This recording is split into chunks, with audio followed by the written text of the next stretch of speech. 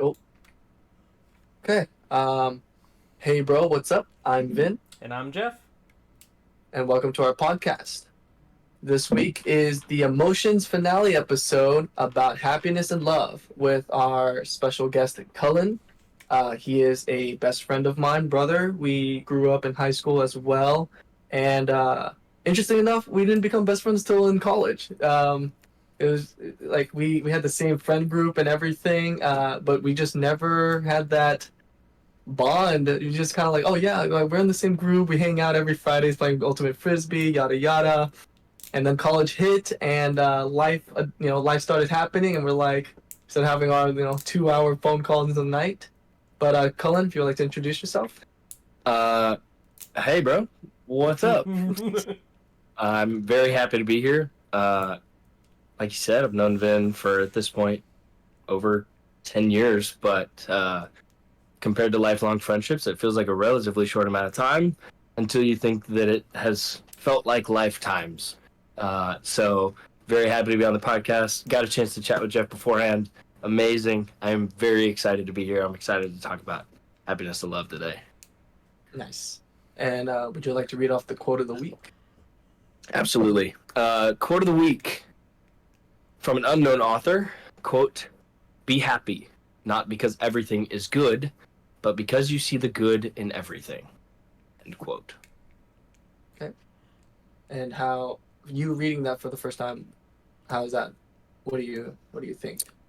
Yeah, I enjoy this quote particularly because I think so much about what we're going to talk about regarding happiness and love is very, very contingent and dependent upon attitude and perspective.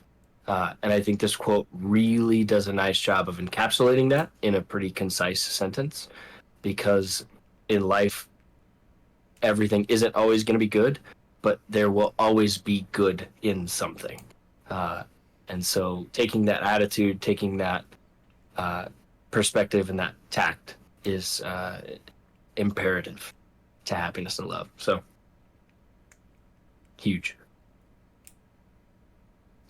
Yeah, I enjoy it a lot as well because just kind of growing up, my dad always kind of ingrained in me of like, oh, it's so easy to see the bad in everything.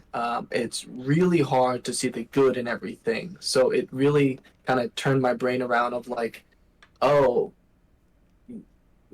yes, it's just a fact of life of like life mostly sucks. Everyone has a hard time. Everyone struggles with everything. We can easily just gossip, talk about whatever. It's a gem when you can have a bond with people and just talk about good, positive things. I think that's very hard to come by. Yeah. Jeff, thoughts on the quote? It's not something I really lived my life by until recent years. So I would say growing up, I was that negative person. I saw the bad in everything. I can see that. But I'd say recently, like within the past 4 or 5 years, I've really shifted my perspective on things and I've really tried to live by that. So even with, this past 2 months where I lost my job, like I didn't look at it as, oh damn, like I don't have a job anymore. Like what am I gonna do? I was like, well, at least I still have my house, I still have my health, I still have my wife. There's still food on the table. Like we'll make it through, and lo and behold, we did. So that's just one of the small examples. But I've tried to do that with every aspect in my life as of these past couple of years of, well, yes, this situation sucks, but at least this. And it's What changed? getting older, dude. Getting older. Like it's just that. Uh, I've just tried not to be that negative person anymore because it did bring a lot of people around me down. Like I'd be hanging out with my friends and I'd be like, man, this sucks, that sucks, this sucks, and they're like, dude, we're having a good time. Shut up. Yeah, Yeah. yeah. Okay. We want to start off with the podcast with asking each one of us is, are you happy? So, Cullen, I want to ask you first. Are you happy? Yeah, that's fair. I definitely loaded that gun and pointed it immediately right at myself. Am I happy? Yes, I think I am. Um, and I'm happy because there is so much good in my life right now, and because like not only do I get a chance to experience so much joy and so much fulfillment and satisfaction and love throughout every day. Um, a lot of it is that idea and that understanding of like, even when things are bad, I can look at something and say, okay, well, maybe this is an opportunity, right? Like, or maybe this is something that is meant to happen to challenge me to grow, or, just obviously there are sad moments, but I would say so much of my life has been overwhelmingly happy recently. And pretty much my whole life, I've had a very, very like healthy family life growing up. It's so strange because I talk to people who are like, yeah, my parents are divorced, and I have an estranged relationship with my mom, and my stepmom's there at the house. Or how many siblings do you have? Oh, well, I have two full siblings and a half sibling and three step siblings, and it's like, or people talking about like, yeah, I was bullied in school and all these things, and I'm like, I just cannot relate to that at all. So I need to say, kind of coming out the gate, my experience with happiness has been one that is very lifelong, and I have my parents and my family and my friends and my community to thank for that. Um, and I know Vin, and I'm sure Jeff. It sounds like even in your professional career that you guys have been through a lot, and so providing different perspectives for happiness is going to be important for this podcast because everybody comes from a different place. But yes, absolutely, I'm happy to be here. Jeff, are you happy? It's a loaded question, friend. Yes, sir. In certain aspects of my life, absolutely. I have a very healthy marriage. My wife and I have been married. It'll be 4 years in October. Congrats. And we've been Congrats. going strong, continuing to grow every day. We don't argue necessarily. Like, we face problems head on together versus each other. And, like, so, in that aspect, very happy, very fulfilled in my life. In other aspects, not as much. I didn't have the glorious upbringing that Cullen over here did. My parents got divorced when I was 2. Wow. I have one full-blooded sister, and all my other siblings are half-siblings, whether it be on mom's side or dad's side. Right. I was bullied in school. Nah, man, I didn't mean to call you out like that. I'm terrible. I had like the opposite of you, dude. I had to fight for everything I have, and that is one thing that actually does kind of make me happy now in my adult life is I can look around at my house, my vehicles, my dog over here, my wife, everything. Like, I have built what I have myself with my own 2 hands, and that makes me feel fulfilled and happy in my life.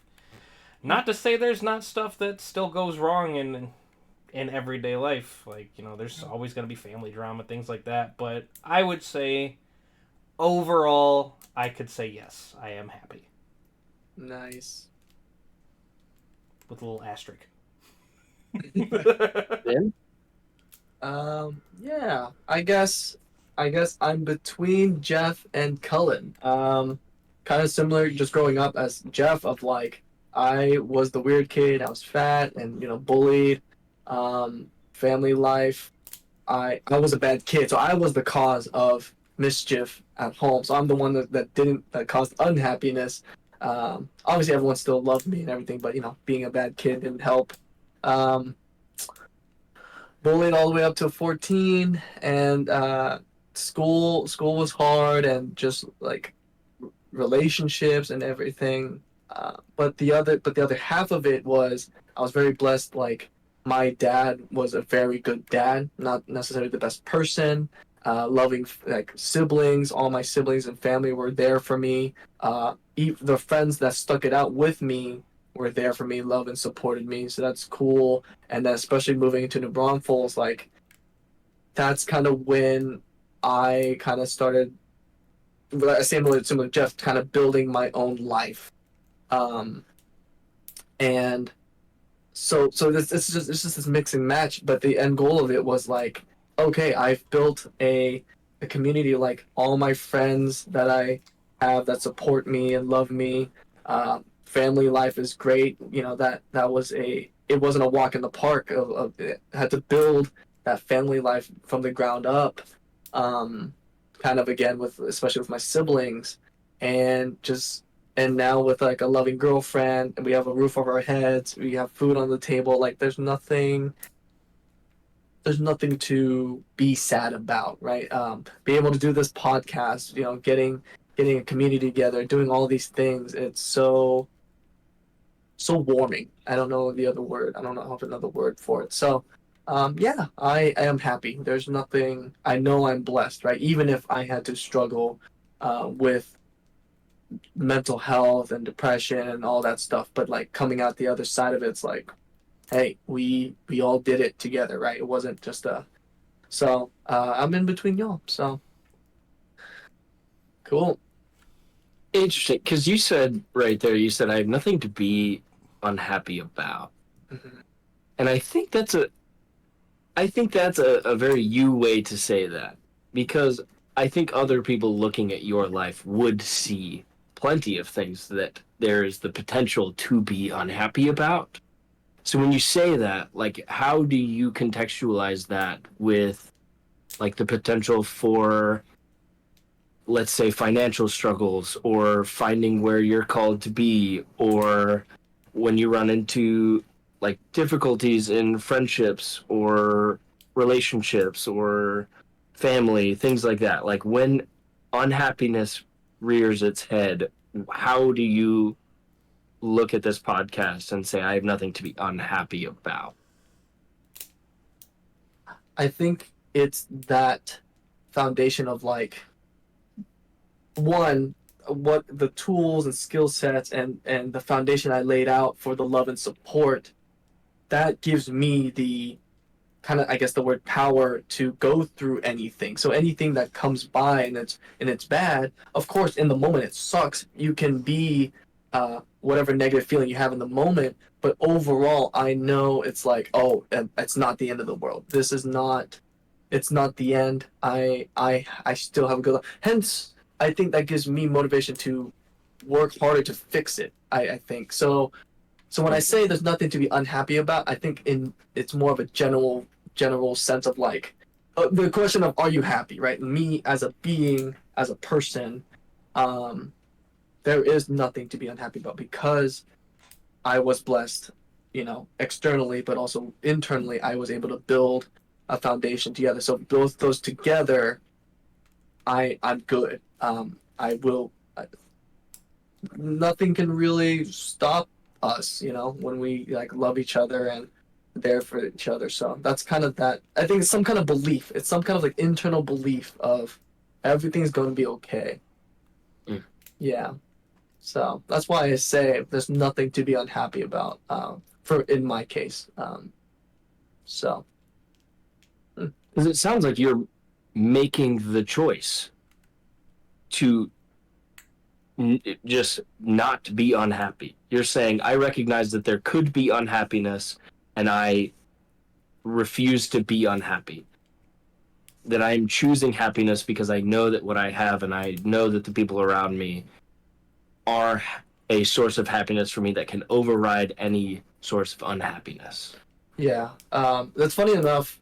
When college started, that was kind of one of my lifelong goals. Was like, I just want to be happy. Like, I literally don't care about anything else, right? I was presented in front of me like taking over the family business or doing anything of that sort of like, oh, I can get a bunch of money if I wanted to right now, and then it just went down the hill. And I realized I was like, like all this material stuff on my family, because my family now, right? They have a big house, fancy cars, whatever, buying house, like the kind of like American dream people usually dream about, but like, you know, my mom still goes through midlife crisis. She still wishes she could do some stuff different. And that made me realize, was like, the stupid cliche, money doesn't buy happiness. Money's not everything. It helps, a lot because that's what the world revolves around, but it's not going to actually make me truly happy. I think that's the word, truly happy. So beginning of the college years, I spent a lot of time like, I want to be happy. How do I get there? Regardless of my situation. So that's kind of where that philosophy comes from. Yeah. Yeah, good question.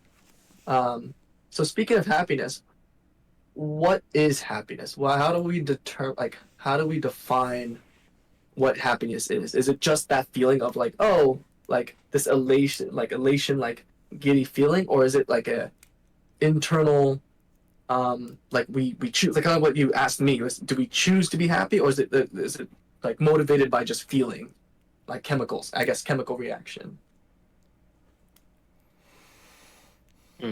Could really be either. It just depends on how you look at it. So, like, I will use a very basic example of meeting a goal that you had set.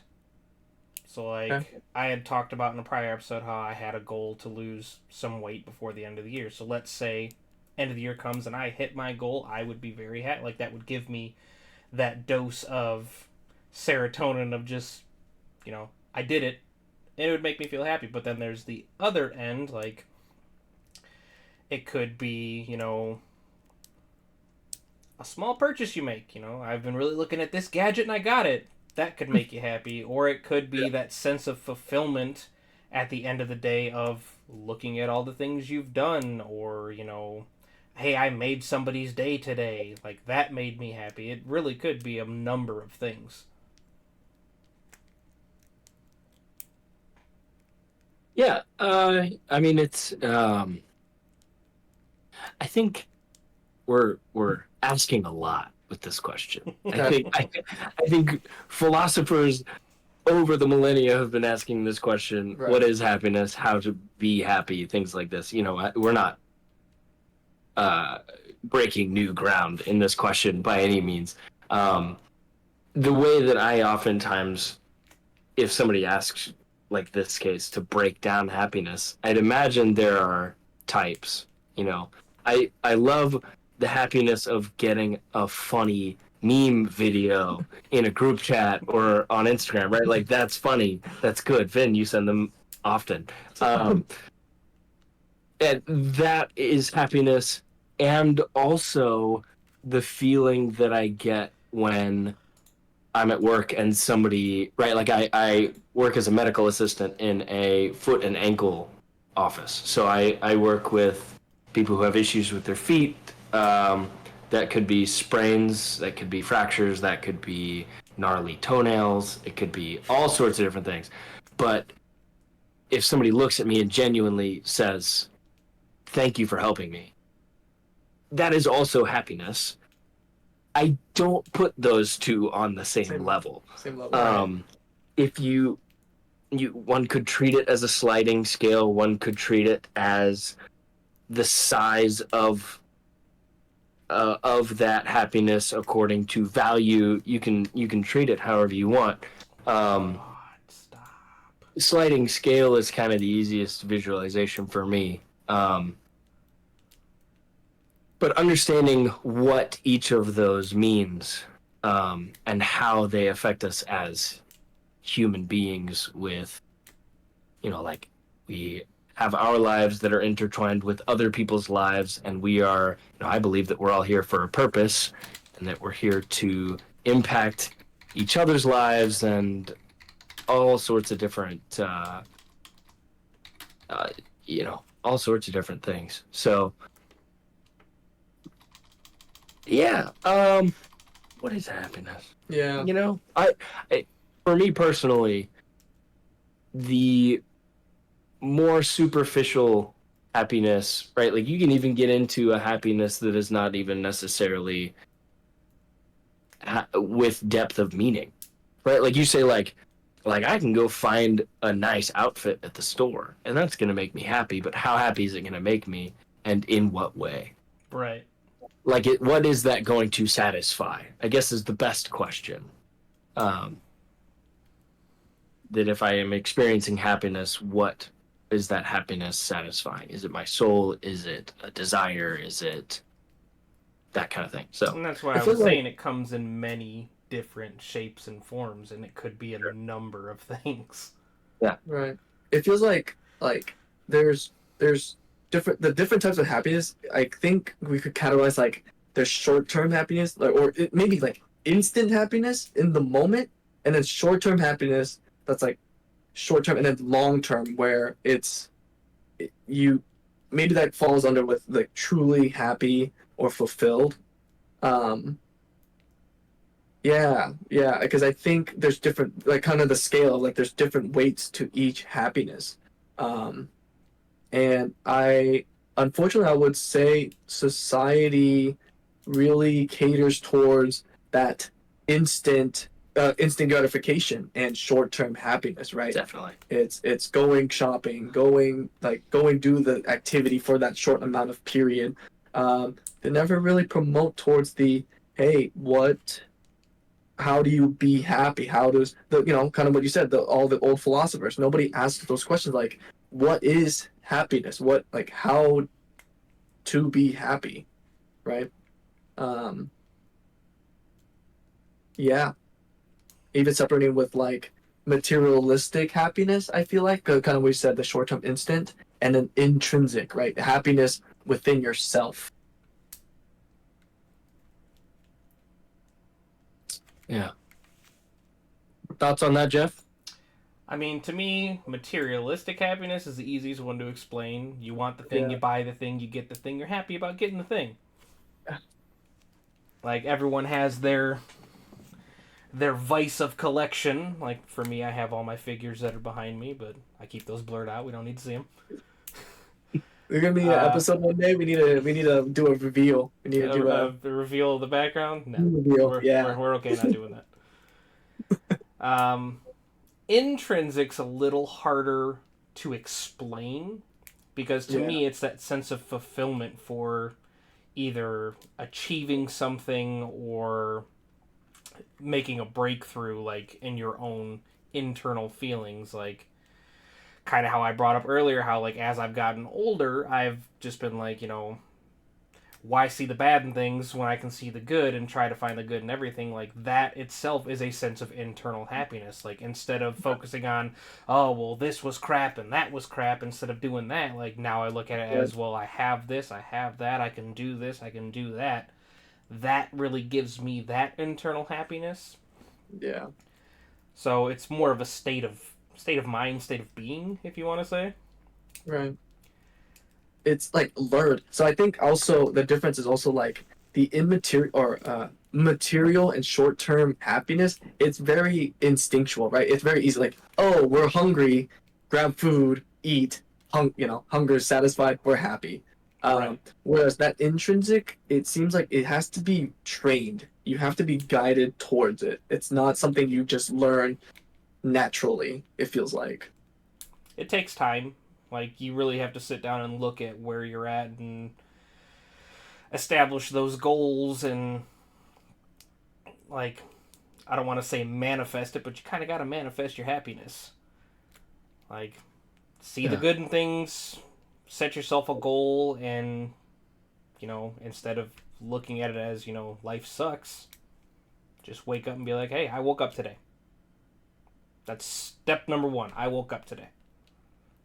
And you go from there. Yeah, to your point, Vin, you said, it's kind of instinctual to have the desire toward the instant and the thing that's right in front of us, and to seek that and to seek something that is deeper and more profound and more intrinsic is, you say, learned. Interestingly enough, I think I'm going to disagree with that. Okay. And that may be my own personal philosophy and theology. Okay. Coming from a Christian and specifically Catholic background, Mhm. the quote that comes to mind is from St. Augustine's Confessions, the book Confessions, often quoted, my heart is restless until it rests in you, which is to say that another way that's been painted a picture to me is that we have been created to have a God-sized hole in our heart, and that we are created to naturally seek an ultimate fulfillment, an ultimate satisfaction, a purpose that we can achieve. That's the way that we are built as human beings, is to seek some sort of very deep and profound happiness that moves beyond just something that is instant. Because when you get the instant thing, if it were enough, that would be enough, and we would just stop. But it never happens like that. Oftentimes we'll see it again and again. You get a thing and then you look for more. And if it's superficial, you keep seeking something that's greater. That's why people fall deeply into addiction. That's why people fall into habits, is because you are seeking something more and more every time. And to me, that is a very obvious sign of this person is seeking a happiness that can be only found in something that is of a higher order. You know, even beyond a Christian theology, you can say just doing something with your life, finding a purpose, saying, I am going to impact the world in a positive way. I am going to change someone's life today for the better. The people that I interact with are going to leave my presence in a better place than they were when they arrived. Right? Like little things like that are, to me, that deeper thing that we are built for. So then, what refute with you is, you say people search out the deeper thing, but they usually, I can't say most, I'm going to say a lot of people can't find it. Hence, there has to be some kind of guidance towards it, right? Because you're pulling out from a Christian background, but Christianity, you still had to be taught how to be a Christian. What does that look like? What is the Christian values and morals? So wouldn't you say that's it? You would still say it's a learned. Fair. I would only be nitpicky insofar as the desire itself for that level and deeper happiness is intrinsic, is built in, and how we arrive to that is the learned behavior. So the only problem I have with that is the only way we could actually know for a fact if that's real is if we turned back time and we became cavemen. Like, we had no idea what the real world's like. We had no idea how to do anything. We had to search and discover ourselves and how we felt as cavemen, right? It's I think I would say it's gonna be biased talking, like saying that right now, because we have a world of deeper meaning and knowledge, right? From all the libraries, from all the books, from all the philosophers, we know what more could be, right? Even if somebody never studied philosophy, but we talk about it, right? We'll like, Sure. we'll say it in passing. So like just. How do you contextualize ancient religions? Old texts, old paintings, images of people who are seeing some sort of deity, some sort of divine, whatever theology that may be, whatever philosophy that may be, some sort of higher order. I still have to agree with Vin that it's learned, though, because look at children. Huh? Are children searching for a deeper meaning? No, of course not. They're content playing outside with a stick and a rock. Okay. So it is learned as you grow up, whether it's learned through religion, learned through studying, learned through just existing. Like, you learn to search for that deeper meaning based on your upbringing, whether it's religious or not. Because you were taught. What's the feedback? You're saying it's learned. Okay, let's say I'm not raised with a higher order in mind, and it's all superficial. And let's say I leave home, I'm 18 or whatever, however old, and I have no concept of seeking a higher order of happiness other than the things that are in front of me and instant gratification. You say that it is a learned behavior that I would arrive to some sort of understanding that there is a higher order of happiness. that is in more profound things like generosity or bringing positivity to the world or performing an act well or achieving a goal, things like that. What if that's how I grew up with not having that? How do I get to that place? How is that it's learned? learned through your everyday experiences. So you learn But it in is school, it you not learn it from your parents. My argument would be that as an adult, the only way you learn that those things exist is that you are also dissatisfied with a more shallow level of happiness. That you realize that that is not the answer. And the ergo, you learn that there is something more. I would accept that. I would say I think I'm just trying to think behaviorally, right? How would Sure. someone come by? And I think it gets to the point of it's just us with, how do I say this? With a deep, I don't know the correct term for this. Something like we have a greater capacity for thinking, right? Other than other animals. Well, the problem is, okay, this hypothetical, it sucks because we can't talk to animals. I can't go to a Do bird. dolphins have higher order philosophy? Yeah, or octopus? The problem is, I can't go to an octopus or a whale and ask them, "Hey, do you feel stuck in this body? Are you happy? Yeah, exactly. Yeah. Is there a deeper meaning to life? That's the only problem I have here because I believe if we if society let's just I'm putting an ideal world here, right? Where there's the ideal population, ideal resources. Everyone has a basic needs problem. Everyone can help each other with the food, clothing, yada yada. We would be good. We would be like, okay, we have a purpose in life, very materially, help solve this problem with food, water, whatever, and we just all come together and just enjoy life like that.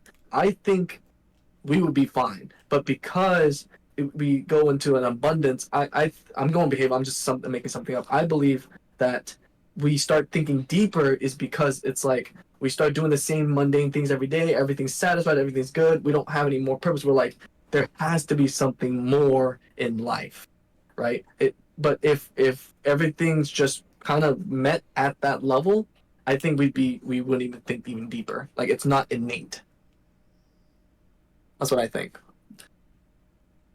Right? If it was innate, no matter regardless, like kind of what Jeff said, if you were like a 5-year-old kid, you'd be like, there has to be more in life than just my stick to play with and my Nintendo Switch. But once those needs are met, and then you just keep going, you grow older, you're like, is this it? Is this more? So, yeah. I think that you're just so. No, what is it? So interesting. There's a quote. It's so interesting. I want to look up this quote. There's a quote about boredom. Bringing out bringing out genius or something like that. I think I'm on a different quote than you because the first quote that came to me, I don't even remember the exact quote, but it has to do with the idle mind. The idle mind. Yeah. I see where you're coming from, Vin. Yeah, if all of your basic necessities are being met, food, shelter, water, and there wasn't that level of higher thinking, you would just float. There wouldn't be any there wouldn't be any searching for that sense of fulfillment. You're just like, well, I got what I need. I'm good. Go. Exactly. Hence why I think it's learned, because you're just so bored. You're like, I'm just doing the same mundane thing every day. There has to be something more. And so you go into architecture, go into alchemy, you go into astrology, you just go into these crazy sciences because there's more out there than just food, water, sex, right? Then I'm going to throw a curveball at you. Okay. I'm going to argue now that what you are talking about let's just say, in a society where most of my day is taken up by work, to supply water, to supply food, to supply shelter, or crafting tools, whatever, right? Like if that is what is required of me throughout most of my day, your argument is that kind of society does not seek anything higher beyond what it is because they're given purpose. Achieving. My argument is, therefore, one, they have purpose, which I think is a profound source of happiness, true happiness. Right. And two, that we should not consider that work as a superficial form of happiness, but as a more profound source of happiness. Because your claim is that if all we were doing was working toward our own good, then we wouldn't seek anything higher. And I agree. Because if you are doing the work towards the good of yourself and the community, I would say that is a higher order of happiness. I would say that we are afforded a luxury now that the work that we do oftentimes isn't very clearly directed towards the good of ourselves and the community, and therefore we desire that deeper level of happiness. That's where that comes from for me. So when you're talking about that civilization of like, well, yeah, they don't seek anything else, it's like, well, of course they wouldn't, because the work that they are doing is the purpose to which they have been brought in the community and to which they achieve. They're achieving the goal of providing for their family. They are achieving a goal of being generous and, you know, potentially even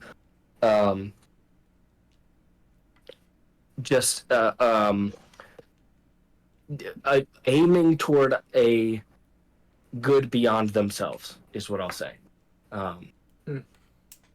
That's going to be my counter argument, is that we didn't get to the need to seek a higher order because for so long we had that, and the understanding of purpose in work and in providing for a community was enough.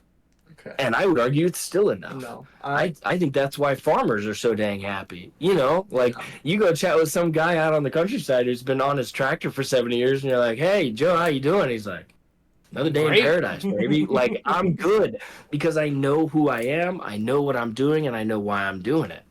And it's like he doesn't need any more than that. He doesn't. That's not an issue for him. And you love that. You love to see that. Not every farmer deals with it. You know, obviously, if you're a farmer listening to this and you're like, I'm unhappy, sorry, my bad. I don't want to try to represent all farmers through Farmer Joe, but it's this understanding of like, if we are breaking it down to the basic necessities, I think that that is virtuous. And I think there's virtue found in that work. Once we talked about it, I think I agree with you. I think because if my thing was true, right? Even if we got to a society where everything's met and you get bored, damn, I don't know actually. I'll give you one. Stumped Here. him. So my undergraduate degree is pastoral ministry, and the focus was philosophy. So I'm a big philosophy nerd. I was before I went to college. I have been since college. It's great. Philosophy has absolutely changed my life and rocked my world. My personal theory towards what a utopia would look like is a perfectly generous society. Is the assumption that if every person acted in a way that is generous and selfless, that society would lend itself towards utopia. Which is very close to what you had said, of if everyone is acting not only for themselves but for a community, you're good. Yeah. You're exactly good. And I agree with you. I think that's...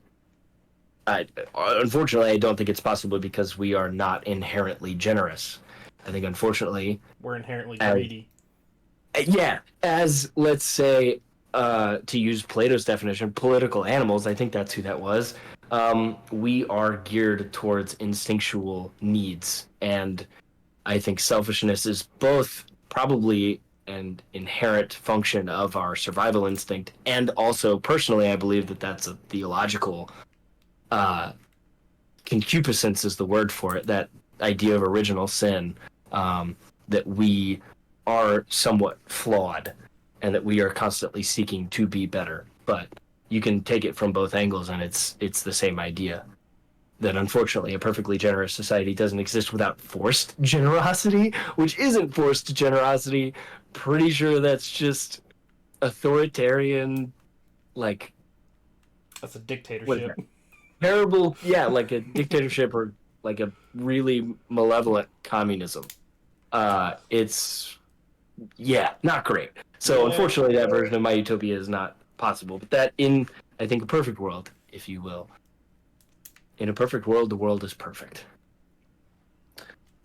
Yeah, I'm gonna take it back. I think if it can't be instinctual because going back to Jeff's thing is like you would be like it shouldn't. It's something intrinsic should not fulfill like it shouldn't get to these set conditions and then it shows up, right? I think it should be like when you're already born out, you're already looking for it, right? When you're born out, what are we seeking? We're seeking the food, water, shelter, oxygen, and love, right? Love, like social and loving is very like we look for. We do not seek out deeper meaning or like a higher order of life. Until you're older and you understand it.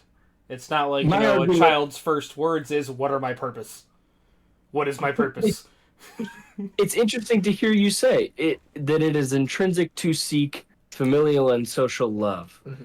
and to, in the same sentence, say that we are not immediately ordered towards something higher. Because my argument is that those things are not immediately necessary towards the function and survival of a human being.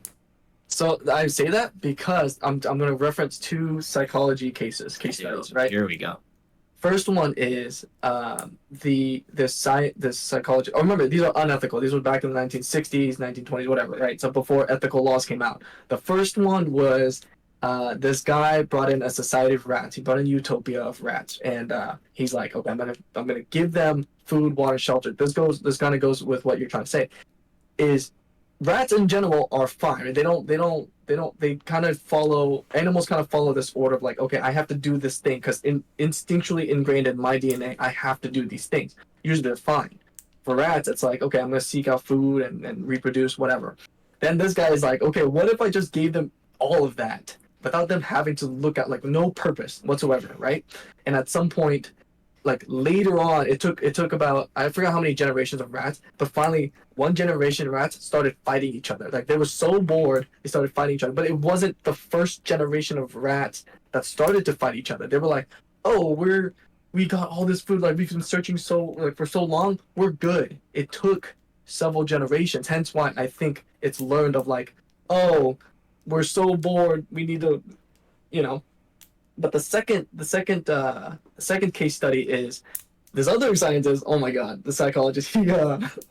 He got 7 babies, 7 newborn infants, and he was like, I want to see if we are a social being or not. And so he put all these 7 babies in like a cubicle, whatever, and he only gave them the necessities: food, water, shelter. And he told the nurses, do not like hold them, talk to them, uh, do any kind of like loving, familial or social um, uh, event to them. And they all died.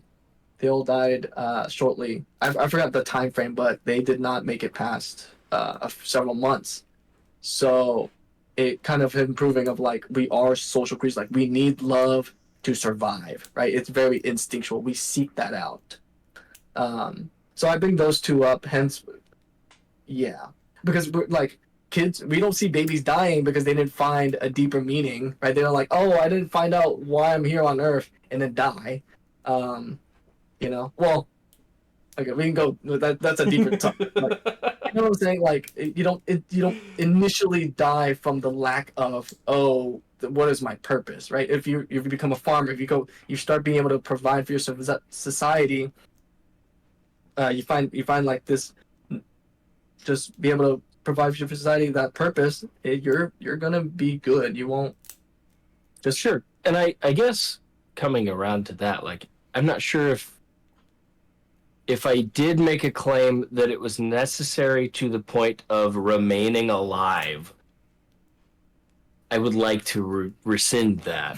I do think that it's something that we have that is intrinsic. I don't think that it's vital in the technical version of that term. Like vital in that it maintains our life, and if we don't have it, we die. But to that, like I do I do think that that's something that is a part. And again, personal theology. I believe that that is built into our soul, rather than our body. Right? Like our body needs those things.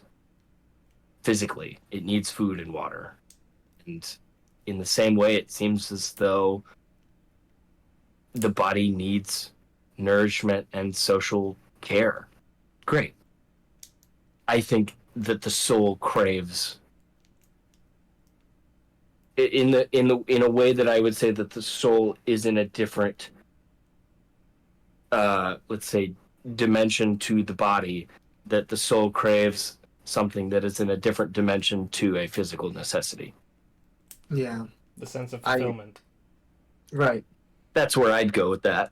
Yeah, but an interesting debate, and we may need to move forward because we can't do more stuff. We can't go back in time or talk to animals. We can't you can't commit war crimes by your psychological experiments. Yes, Hey, it's not a war crime the first time. What? Yeah, when they did it, it wasn't a war crime. It was only a war crime after. Yeah, exactly. If you do it and then it's banned, you know. Yeah. So, yeah. That's one for the books.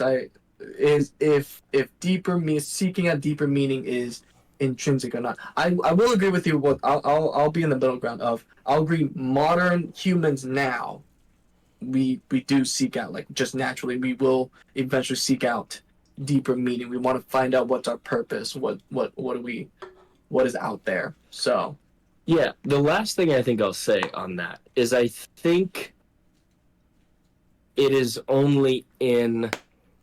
No, I can't say only because that's a very universal statement. I would say it's found significantly more often in more advanced cultures. Let's say ancient Greece, let's say the East, when Japan and Chinese and Indian cultures were flourishing, that these questions were able to be more addressed more intimately. I think it is a luxury to be able to ask those questions. Like, philosophy is a luxury because that implies that you're doing something that isn't necessary towards the nourishment of yourself or the community. Like, if you have the time to not work and only think about, wait, why am I driven by work? Why does that provide me purpose? And why, when I'm not doing that or doing other things, am I not finding that same sense of happiness and purpose, right? Like, that society allows that luxury to ask those questions and to seek answers to those ideas. So understanding that we ask those questions in a society that is afforded the luxury provides a lot of context to a lot of the things that we've spoken about. Right. Because when you're a farmer, or let's say you're an ancient person in a culture that, you know, you've got your little village and you go out and you work and you come back, you don't ask those questions. One, because you aren't experiencing that profound sense of unhappiness, but two, you don't have time. Like, you're working and then you're caring for your family and then you're going to bed to get up the next day to do the same thing. So, like you said, more modern humans have that. And I think it's because we get to ask that. Right. But in getting to ask it, that's when we run into all sorts of trouble. Where it's like, what is this more profound happiness? It's like, well, I don't think that's trouble. I think being able to ask that is a good, like, I think it's trouble if we stop asking that. I think it's reverse. I say trouble. I say you run into trouble because that implies that so much of our society is not geared toward a higher happiness. You're running into the problem because a lot of what people are doing is not deeply satisfying and fulfilling. I mean, I'm just looking at our country, right? We're going towards, like, we're more about capitalism, right? We need to make the most amount of money, the most profit, right? And then a lot of our tax dollars goes towards the military, for war, for other countries. It's not towards space, science, astrology, religion, yada yada. Well, I guess religion tax free, so maybe we could say it like that. But it's not. We're not promoting a sense of, hey, let's find out more. It's more of like, hey, well, I don't know. I'm not super into politics. I'm not sure where we're at like with the country of how we're looking at, but like it's not this general. Like we go to school, like, hey everyone, here's we have this program to help you think deeper. Like, what do you want to find out more? Like, what do you want to research? Anything? It's more of like, hey, go to college and go get that degree and then go get a job and just work. Right? It's not nothing of like do deeper research more. Yeah, I don't have See, the word that's for not it. something like the average person would do, no, but there is still going to be that handful sprinkled into the masses that, they'll go through the motions, they'll get that degree, they'll get that job, but they're going to spend their free time searching and researching for that higher sense. Whether Right. it's But I'm space saying as a society, exploration or right? what have you. That's Right. how the philosophers of the old were brought up. Like, they did what they needed to do when they needed to do it, but in their off time, when society was flourishing, they sat around and asked those questions and did the thinking to find those answers. That's true. That's interesting. You bring politics into that. That's Um, one Yeah, topic but we I don't guess need to your jump argument- into. Yeah, is your argument one of national budget? No, the politics is wrong because politics should be seeking out the well-being of your country. Oh, Right. and that's where we're going to depart because what politics should be Right. and what politics are entirely different. Correct. That's why I said where politics are right now. I don't even know. Right. I can't even. It's a hodgepodge of everything right now. Not something we need to explore. Correct. Yeah, dude. Jeff, do you want me to ask you about your political views? No. Who are you going to vote for? No. Yeah, we're moving on. It has nothing to do with happiness. It has nothing to do with deeper meaning and trying to find purpose and happiness. Right. That's what I'm trying to say as a society. It's not. I don't know. I'm just trying to think of growing up. Like you go out into school, you go out into doing jobs and stuff. It's just not. School is more of like, okay, let's teach you these things, and then go get the degree and go find a job, go get a good job. Otherwise, if you fail this class, you're gonna flip burger, right? They're not like, oh, it's okay to fail and go deeper into that failure or like. I don't know. I don't have that sense. I'm referring to even like, especially right now, like my baby brother going to school when they're like, there's nothing about that. Mia, my girlfriend, she just watched movies in school. Like there was nothing. I don't know. I don't know what I'm feeling. You're recognizing the brokenness of our education and political system. I think That's what I'm saying. great As a, place to start. right. Yeah. Hence why I'm saying as a society, it's not towards like, hey, oh, well, I forgot about the education system, right? Like more money into the education system. You, Jeff, personally know about that, right? I think that's a big testament to like society doesn't promote, hey, we need to better have an education system. And I think that's why I went to the space system, right? It's kind of like deeper exploration, yada yada. You really so. want me to start talking about the education system? I could talk about that for quite a while. Yeah, I don't think that's gonna make you happy. I think we should avoid that. But case in point, if you had more support and resources of like, oh, like, yes, I have the resources to be able to put more into the future generations of, hey, I can talk about more than just the math and science. I don't know, And the only thing I'll say on a broken political system is I would argue that it is born from a misconception that power or money or status is equal to happiness. True. Right. And I think this is a case in point that those things are not equal to happiness, for one, and for two, they are not geared toward a personal, or let's say a larger good beyond oneself. Right. That is not geared toward the selfless, but towards the selfish. Mhm. Um, But that was born And in I a think- capitalistic society. I was gonna say, I was like, that is the surface of the pond, and we are not getting in the water. Correct. We, like, that is where I will stop on politics. But I think if you're asking, like, well, why aren't we doing things towards a higher purpose? It's like, Right. well, brother, that's a long conversation. Like, Yeah. yeah, there's plenty of things we can do better, obviously, in this life. But So, uh, speaking like throughout the conversation, we were talking about happiness and fulfillment. I had wanted to. This was a question I wanted to bring up to y'all. Of, is happiness and fulfillment the same thing? Because the question I brought up, I was talking to a close friend, was, if can you be happy and fulfilled? Like, oh, what is it? Can you not be happy and be fulfilled, and vice versa? Can you be fulfilled without being happy? They build off of each other, is what I would argue. Because you'd have to talk about what sense of fulfillment we're talking about. Mm-hmm. Is it the sense of fulfillment that, I achieved a dream I had?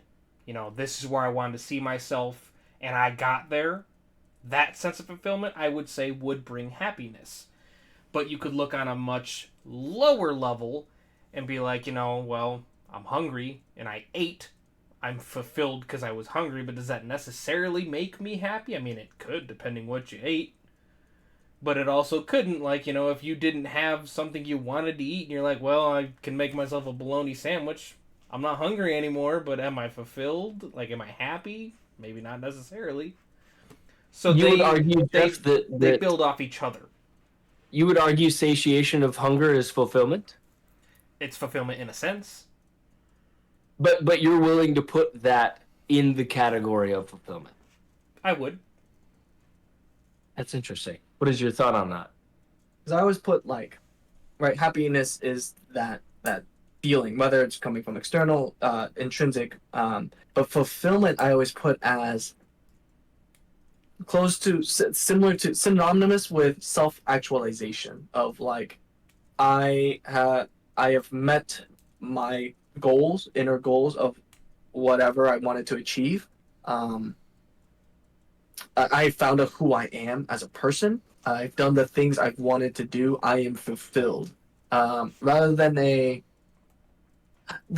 feel like eating the thing you wanted to eat is happiness, but not fulfillment.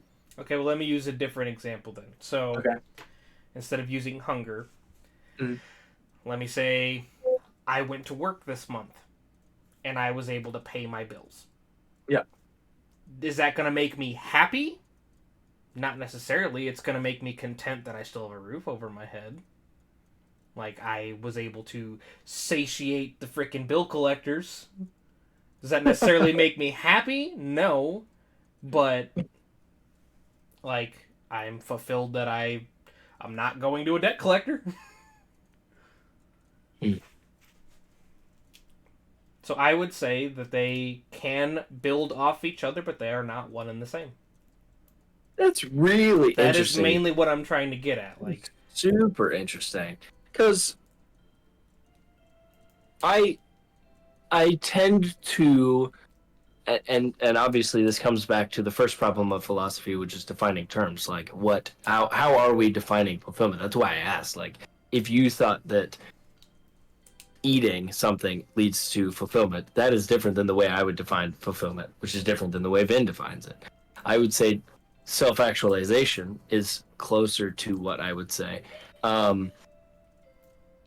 To me, fulfillment kind of falls into a realm partially of self-actualization, but partially to the, let's say, upholding of responsibility.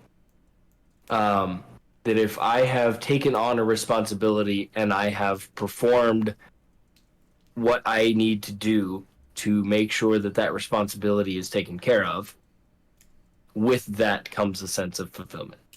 Like, there are days where I'm not necessarily happy about my job.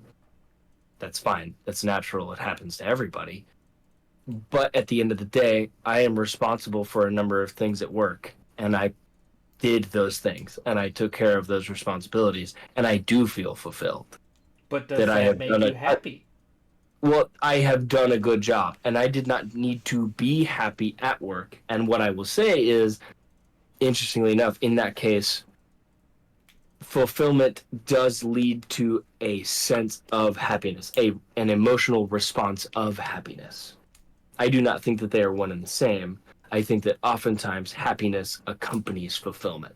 And I think the real question that's being asked is, are there ever cases where you are fulfilled and not happy? And I would argue yes. There are. You're not happy about the like having done your job in a way that allows you to make the money that you have. Like when you say, you earlier in the episode you said, even when things suck, I have a roof over my head, I have a vehicle, I have a wife, Yeah. I have these things. Is that fulfillment in some way bringing you the happiness that you are bringing forth when you say, I could be unhappy, but I'm choosing happiness? Are you not tapping into a sense of fulfillment of the things that you either have done or things that you are involved in, or is the things that are a part of you that are fulfilled? That's why I say they build off of each other, because, I'm still going to argue you can feel fulfilled and not be happy about it. Now, I'm not saying that's me personally. Sure. Like I said, I try to find the joy in everything. I look at the positives. But there have been times in my life where, I've had that sense of fulfillment and accomplishment, but not necessarily been happy about it. Wow. Can you give me one example of that? I agree. I want to hear an example. Me too. Graduating college. Okay. I graduated. I got my degree. Happy? I felt fulfilled, and I felt happy that I graduated. Yeah. And then was never able to use my degree. That's fine. In the moment when you were feeling fulfilled, you were also experiencing happiness. In that moment. But Sure. Looking back on it now, I still have the sense of fulfillment because I got my degree and I was the first one in my family to do so. But I'm no longer happy about it. Because now I feel like college was a waste. Interesting. That's almost like a retrospective case. Because I was going to say, going with Jeff's thing is it feels like fulfillment is a results oriented feeling of I guess going with happiness, right? So fulfillment, we want to achieve these things, we have these goals, and we do them, we achieve it, we feel fulfilled, and that results in a temporary moment of happiness. But happiness itself is this general broad, it's an ongoing process, rather than always being happiness. Yeah, I think happiness is broader than fulfillment. I don't think they're mutually exclusive. I told you, it can't be black and white. They have to build off of each other. Right. But you can be happy and not be fulfilled. Yeah, you can be Yes, happy and and you not can be fulfilled and not be happy. And I will and I continue to think it's argue further it. my argument would be that you can, a square is a rectangle, but a rectangle is not a square. I think you can be happy and not necessarily fulfilled. Because I can continue to use work as the example. I can be given a task at work, I can fulfill the task, have that sense of fulfillment for completing that task at work, but it doesn't mean I'm necessarily happy doing the task. Or even happy that I finished it. Mm. And I feel like there are many people out there that can make that argument, especially if you're in a job that you work just to pay the bills. You can get that sense of fulfillment by paying your bills and completing your tasks at work, but that doesn't necessarily mean you're happy doing it, or even to be done with it. That's super interesting, because I think what it comes down to is, in my mind, what the sensation that you're talking about is accomplishment. in my mind, I would refer to what you're saying as accomplishment. Like, I can accomplish a task and not be happy about it. Yeah. To me, fulfillment is different than accomplishment. Fulfillment is accomplishment of something that is more profound, like self-actualization, or something that is maybe virtuous or generous. Which goes back to your original point of we would need to define what fulfillment is Exactly, for you. exactly. Before, And I'm cool with that. Before I'm totally this cool question with can be answered. so that, I guess that's where I can leave that, is like, I am okay with saying that accomplishment, in my mind, what you're saying is you can accomplish a thing and not be happy about it. Totally agree. For me, I don't think one can be fulfilled to something that is beyond just a superficial nature and not inherently, I think, with that, feel an accompanied sense of happiness. I think that's because give me an example here, Jeff. I'll throw this one at you. Can you think of an example of when you achieved something that is just beyond, let's say, a task, but more ordered to something that was a good or a generous thing, or a moment of self-actualization, let's say, a goal that you had for yourself, let's say losing the weight. When you achieved that goal, did happiness come with that? I would argue yes. Okay. Can you think of an example in your life when you aimed to accomplish something that, according to a definition that I've given, would be classified as fulfillment that was not accompanied by happiness? I would have to sit here and think on that for a minute. I was going to say, just casually reflect on your entire life real quick, and then give me an example. No, obviously that's a really, really difficult question, and we're not here to provide answers for the universe, but obviously interesting things to think about, because I think fulfillment, for me, if it is ordered to something higher, is a source of the more valuable happiness, if we want to phrase that. I'll be the usual middle ground here. I can see Jeff's like very. I'm always the middle ground. People that know me, they know I'm like the literally.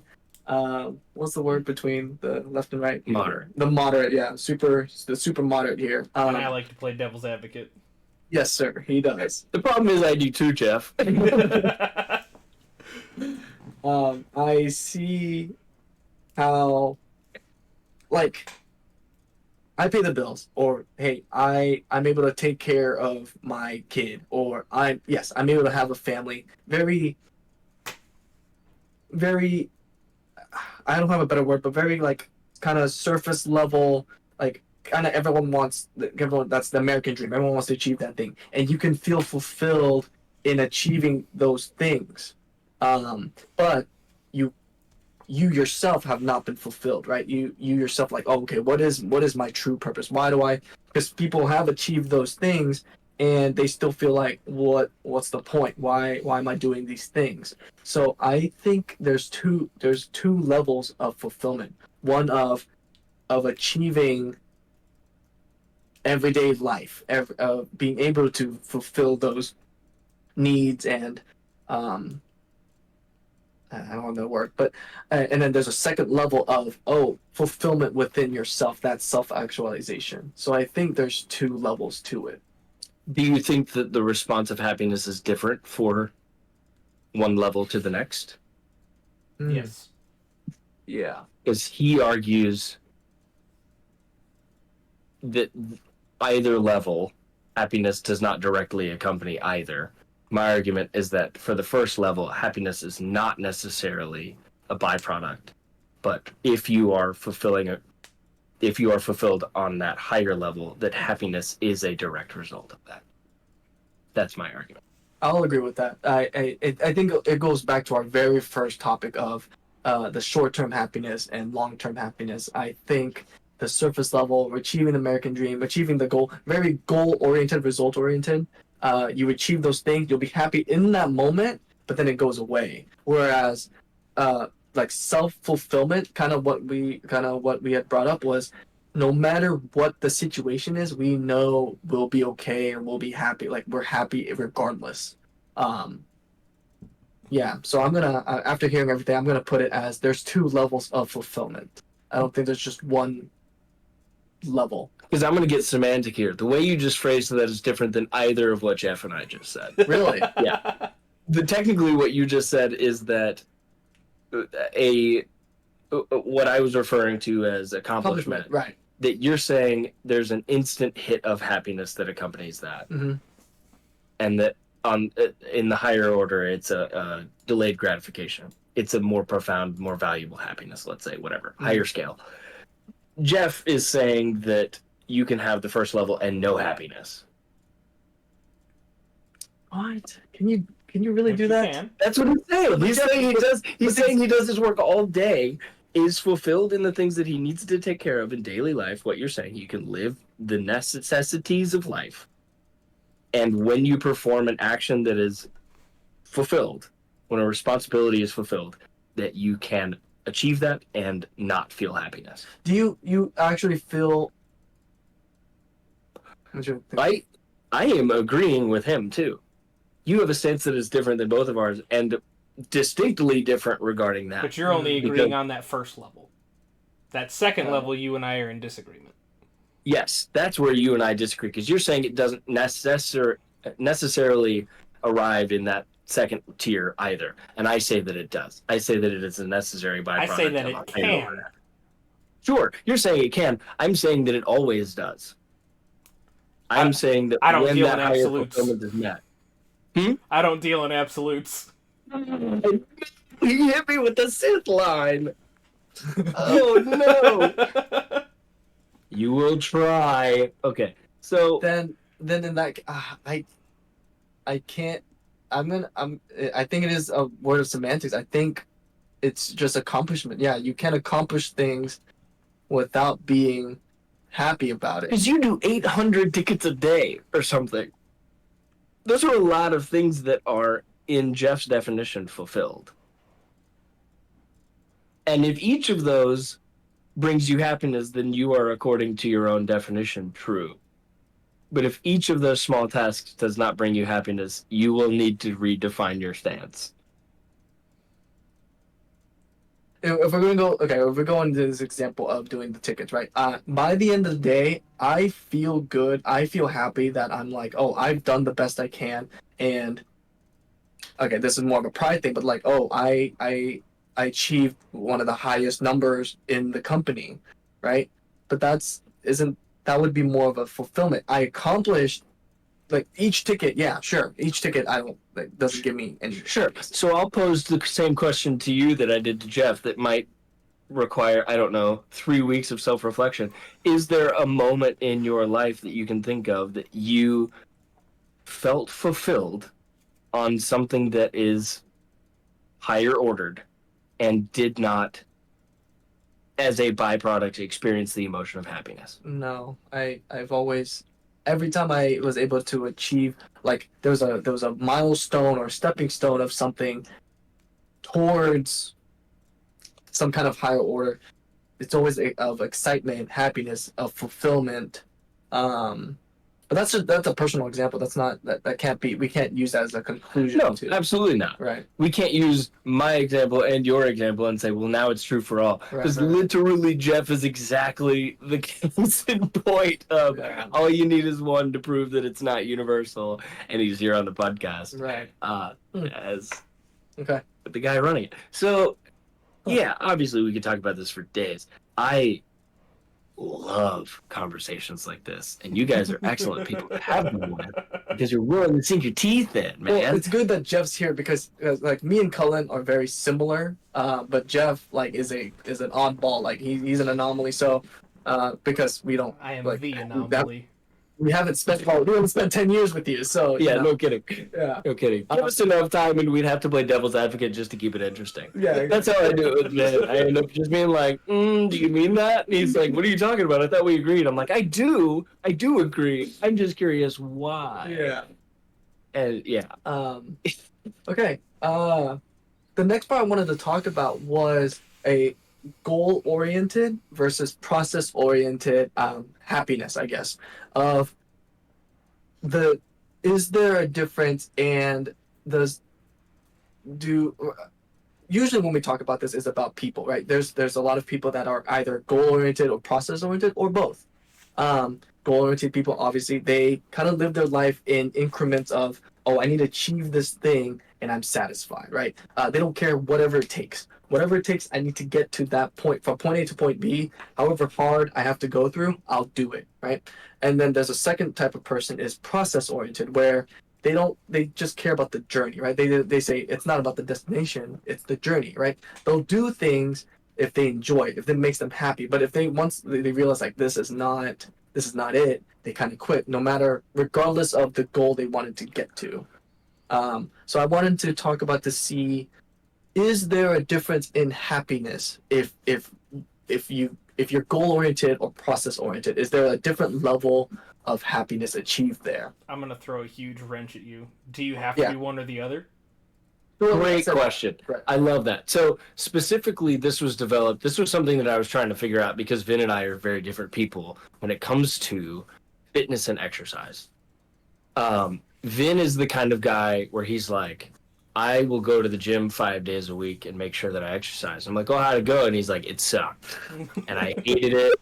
And I didn't want to be there. I'm like, God, that sounds miserable. And he's like, it was, but I was there and I did what I needed to do. It's like, good Lord, man.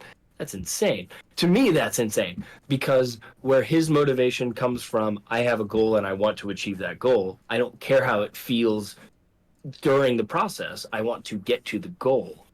For me, my motivation to go to the gym is entirely motivated by my experience of the process. So let's say I weigh 175 pounds and I want to weigh 160. A thing that would motivate me to go to the gym is if I enjoyed my experience of the gym. That'll get me to go, and I'll go back, and I'll go back again and again and again. That does nothing for Vin. If it's good, if it's bad, it doesn't matter. If Vin's goal is, I want to lose 15 pounds, congratulations, the motivation comes from the goal of wanting to lose 15, and he'll do what it takes. So, primarily, this was a categorization born from motivation. Because that helped me as a person to understand, like, if I want to regularly exercise, I know that I'm not going to go if my experience of the gym sucks. I need to find something that I will enjoy and that will make me happy to go, and then I know I will be motivated. Whereas my happiness results from, oh, I achieved what I wanted. Like, if I don't achieve that thing, everything else doesn't matter. Like, it like, yes, I enjoyed the moment, sure, but I still ultimately feel unfulfilled. The process, yes, I can enjoy the time, but like it really the scale, the negative of not achieving that outweighs the positive of the moment. And if you don't have a goal that you're striving to achieve adamantly, then you're not going to the gym. In the same way that I wouldn't go if I'm not happy, if you are not striving towards a goal that you believe in sincerely and that you are rigorously pursuing, then you won't go. So understanding that as a concept of motivation, you're saying we're having that conversation regarding happiness. Whereas Jeff's saying there's more than just goal orientation and process orientation. Well, I'm saying, like, does it have to be absolute one or the other? Do I have to just enjoy the process along the way, or just have the goal? Or can I have the goal and enjoy the process along the way? Because I mentioned in the first sentence was you can be both.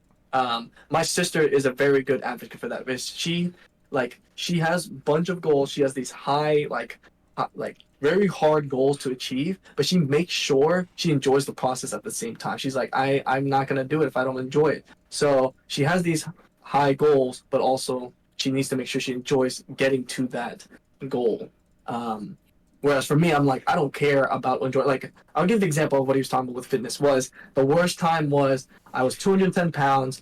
I was I felt horrible. And I'm like, you know what? I need to lose all this weight. And what I ate every single day, no stop, like no cheating at all, was steamed broccoli and eggs, and boiled chicken.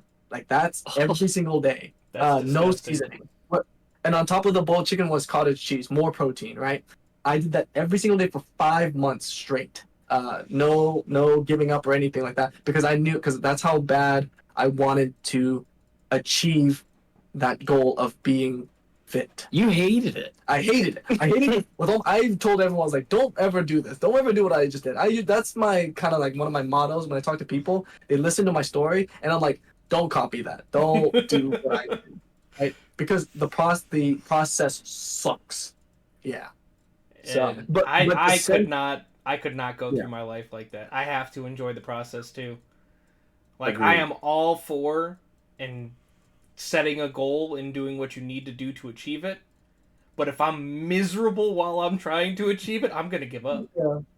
Yeah. Right. Because I'm not gonna And- lie, like your whole diet you just explained there, I tried that in college. Yeah. Not to the extent that you did, but like my breakfast was usually just a protein shake or something along those lines. I would go to the gym, and then lunch and dinner would be rice and chicken with no Jesus. seasoning, but I'd throw on some hot sauce because hot sauce doesn't have calories. Love it. Yep. I was able to stick to that for like a week and a half, and then I was like, fuck I was gonna say this. a week or two. Yeah. Yeah. Because I was Um, miserable. I hated every second of it, and I couldn't do it. So I eventually just started, I'm gonna eat what I want to eat, but portion control was the biggest thing for me. Right. Like I had to make sure I was eating smaller portions and still going to the gym, and I may have had to work a little harder at the gym to still achieve the same goals that I had set back then. But at Yeah. least I started to enjoy the process. See, and in my head, I look at you and say, you're a process oriented motivation. That yours is born of I go do the thing because I enjoy the thing. I don't go do the thing because of a goal that I've set. And obviously you can set a goal and that's fine, but why do you wake up in the morning and go work out? Like when push comes to shove, what's getting you in the gym? Oh, I don't go to the gym. It's I work What was at that? home. yeah, there you go. But what gets you to lift the weight? What gets you to go run? Right? Like for a long time for me, it was even getting out and enjoying the scenery of a run. Like I used to live in an area that had a whole bunch of farmland and wilderness out behind the neighborhood, and so I could run a quarter mile and then I'd be out of the neighborhood, and I would just love running through that area, and that was enough. It didn't have to be much, but if I enjoyed that process, I was running way more than when I didn't. And so I guess your question comes back to that of happiness. I think I'm curious to see how, like, what is your question? Is the value of happiness the same, right? Because obviously two people can go towards the same goal, but they go at it differently. Their motivations are different. So like, for example, I guess it's impossible to answer because That's not impossible to answer. If I'm understanding your question correctly, you're asking if do they have the same value of happiness, whether it's the process along the way or the goal. I would argue no. Like both can make you happy, but Right. using myself as the example, I'm going to be happy in the process because I'm enjoying what I'm doing, but I'm going to be happier when I achieve the goal. Personally. So but so then if I would have to anything- set another goal, Right. continue to enjoy the process, and then hit that goal. Like I would Yeah. argue, like, can they be the same level of happiness? Absolutely. Like you can be just as happy achieving the goal as you were along the way.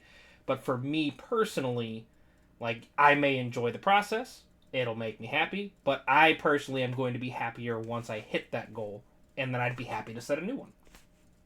I think process oriented in generally will be I from what you're saying, I think it's that y'all generally be more happy, right? If you're enjoying the process, and then you still achieve the goal, Yeah. it's all up, right? Mhm. Obviously in process orientation, there are times when you don't achieve the goal. So then like I don't know how that plays into that part, but for goal orientation, it's like I'm willing to suffer. If I get a good process like where I enjoy it, I got lucky. But otherwise, I am willing to go through hell to achieve the goal. So there's a net. It's still net positive that I'm happy because I achieved the goal. But what did I have to go through to get it? But why make yourself miserable? That's to, so to interesting. achieve You're- it? you break it down, Vin, into a fairly simple calculus of time happy. It's like if it takes you 4 months to get to 15 pounds down, and it takes me 4 months to get to 15 pounds down. Mm-hmm. You're saying, well, you were happy the full 4 months. Yeah. And you got where you wanted to go. Right. Not only do you have 4 months, but you also get the achievement. You're like, I was miserable, and all I got was the achievement. Yeah, But according to him, he's still net positive. So, to me, in the same way that you say, if I work out and it's good, that's a happy coincidence. To me, achieving a goal is a happy coincidence. I think that's different for Jeff. I think his goals are significantly more important to his journey. But I can tell you, for me, as one who understands that I am almost 100% process oriented in the way that I'm motivated. If I achieve a goal, if I don't achieve a goal, I am still getting up to go to the gym if I enjoy going to the gym. So without pre-planning this at all, we have someone who's process-oriented, someone who's goal-oriented, and someone who's both. That seems exactly right. You are saying, though, that the happiness that is experienced by a process-oriented person is higher. Interestingly enough, you are arguing for my side. I am going to argue for your side. Okay. Because I think that a process-oriented person is seeking an instant gratification. I think that I am only willing to go to the gym if I am happy In that moment. And I will not go if I have to delay that happiness to a later date. Mm. So one could argue, in the philosophical calculus that we are attempting here, that all of the moments of instant gratification that I have, small as they may be, achieve me some level of happiness. Your delayed gratification feels as though it is a stack of happiness built upon the misery that you have therefore sloshed through and then found your way to a goal anyway. Mm. So to me, right, like, I'm not achieving a goal. There is never a I have arrived. It is perpetually moments of, wow, this was great today. Mm. And that's cool. Don't get me wrong. It is a level of happiness. I don't think it is as deep of a level of happiness as yours is. I think Jeff's got it the best in that he gets the little moments of happiness, and he gets to eat his cake at the end with the achievement of the goal, which props to Jeff for essentially doing it in what seems to be the most healthy way possible. In looking at yours, I would probably argue, if you're entirely goal-oriented and you say, I don't care what I have to do, I want to get to this goal, set your goals very, very short. Huh? You say yes, I want to lose 5 pounds. Uh-huh. Don't set it for 25 and it takes you all those months to get there. If you set it at 5 and it takes you a month, then at the end of that month, you reach that fulfillment and you are therefore, as a byproduct, experiencing happiness. And you do it again, and you do it again, and you do it again. So you get those moments of happiness along the way, rather than waiting and waiting and waiting. Yeah, because if you set too high of a goal, and let's say that goal takes you years to achieve, I mean, you're miserable for years, and then you finally reach the goal, and you're like, yay! Now what? Yep, exactly. But if you could choose to make your goal more broken down, if you break down that goal to help yourself to experience happiness along the way, that you can in some way tap into a level of that process-oriented motivation of, I'm here, now I'm going to be on to the next thing. Yeah, that's just compartmentalization, right? Sure, like sub-goals. But the problem is, I still see, like, I'm a bigger picture person. So I like, even if I separate it into 5 parts, I understand I still have to reach 25. So it doesn't do. Would 5 not do it for you? It's because I still know 25 in the back of my head. I still have to reach 25, so the 5 doesn't mean anything. Like, yeah, 5 goes towards it, cool. But I Five still should need to mean get a lot. 20 more. Losing 5 pounds is a good accomplishment. I was gonna say I don't know. that's not it for you. Because it's not. It's not the end Yeah. for you. If I'm 100% processed, you are 100% goal because you can't even break down the goal. Because I didn't. It is the ultimate end or nothing. Yeah. That's so Okay, unhealthy. alright. In my Yeah, opinion, that's so bad. That seems hellish. Wow. Good for you. Okay, so Jeff, why do you say that's bad? What makes you say that's bad? So what happens if you never reach that goal? You do because if you But, so kind of but what if Amelia you was saying. don't? Like, play devil's advocate. What if you don't? What if your ultimate goal, we'll just keep using weight loss as the example. What if your ultimate goal is 25 pounds and you Mhm. hit the 20 mark Mhm. and hit a barrier? And no matter what you do, you can't lose another pound. For whatever reason. Like, make whatever reason you want. I don't think that's an appropriate premise or question because I think at that point Vin is going to say, I would do whatever it takes. I think if you said, like, what if your life circumstance changed and you gained weight, or if you could no longer afford to go to the gym, or you suddenly became unable to exercise in the way that you would like to exercise. Yeah, I think it's just coming from like upbringing of like I watch so much anime and they're like just break your limits like with the power of friendship you can do whatever it takes. Like so you tell me, oh, I can never get there. I will keep trying until I get there because that's what I set it in the first place. But what if you never do is what I'm trying to get at. Like, And I die whatever the not doing it. situation, whatever He circumstance. dies Like, unhappy. right. Like, Yes.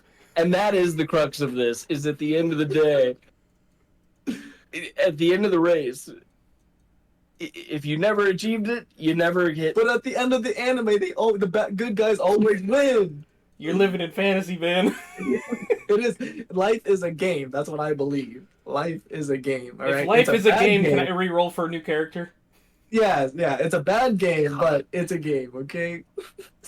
I think his argument is that you may reach a point where if you're waiting for the reward and you don't get an opportunity for that reward to come, why did you do all the work? Which is the eternal question of delayed gratification. What if I wait for this thing and the thing never shows up? Comes. It's the gamble. And I would argue that that's the gamble in delaying a lesser satisfaction for a greater satisfaction. You can take the one cookie now, or you can wait, and they'll tell you you're going to get 2 cookies later. And you're hoping that you get 2 later. It's never a guarantee. I guess Life's not a guarantee. Look at you, Vin. Yeah, I Which guess is I'm a why big I gambler. would rather enjoy the process You're like, give me that cookie, baby. Give me the... and then hit the goal and set a new one. And if I ever set a goal that I don't reach, and there's been hundreds, I just set a different one. But at least I enjoyed the way there. Yeah. Cheers. Hey, you're talking to the guy that's like the poster child for process-oriented motivation. I'm with you.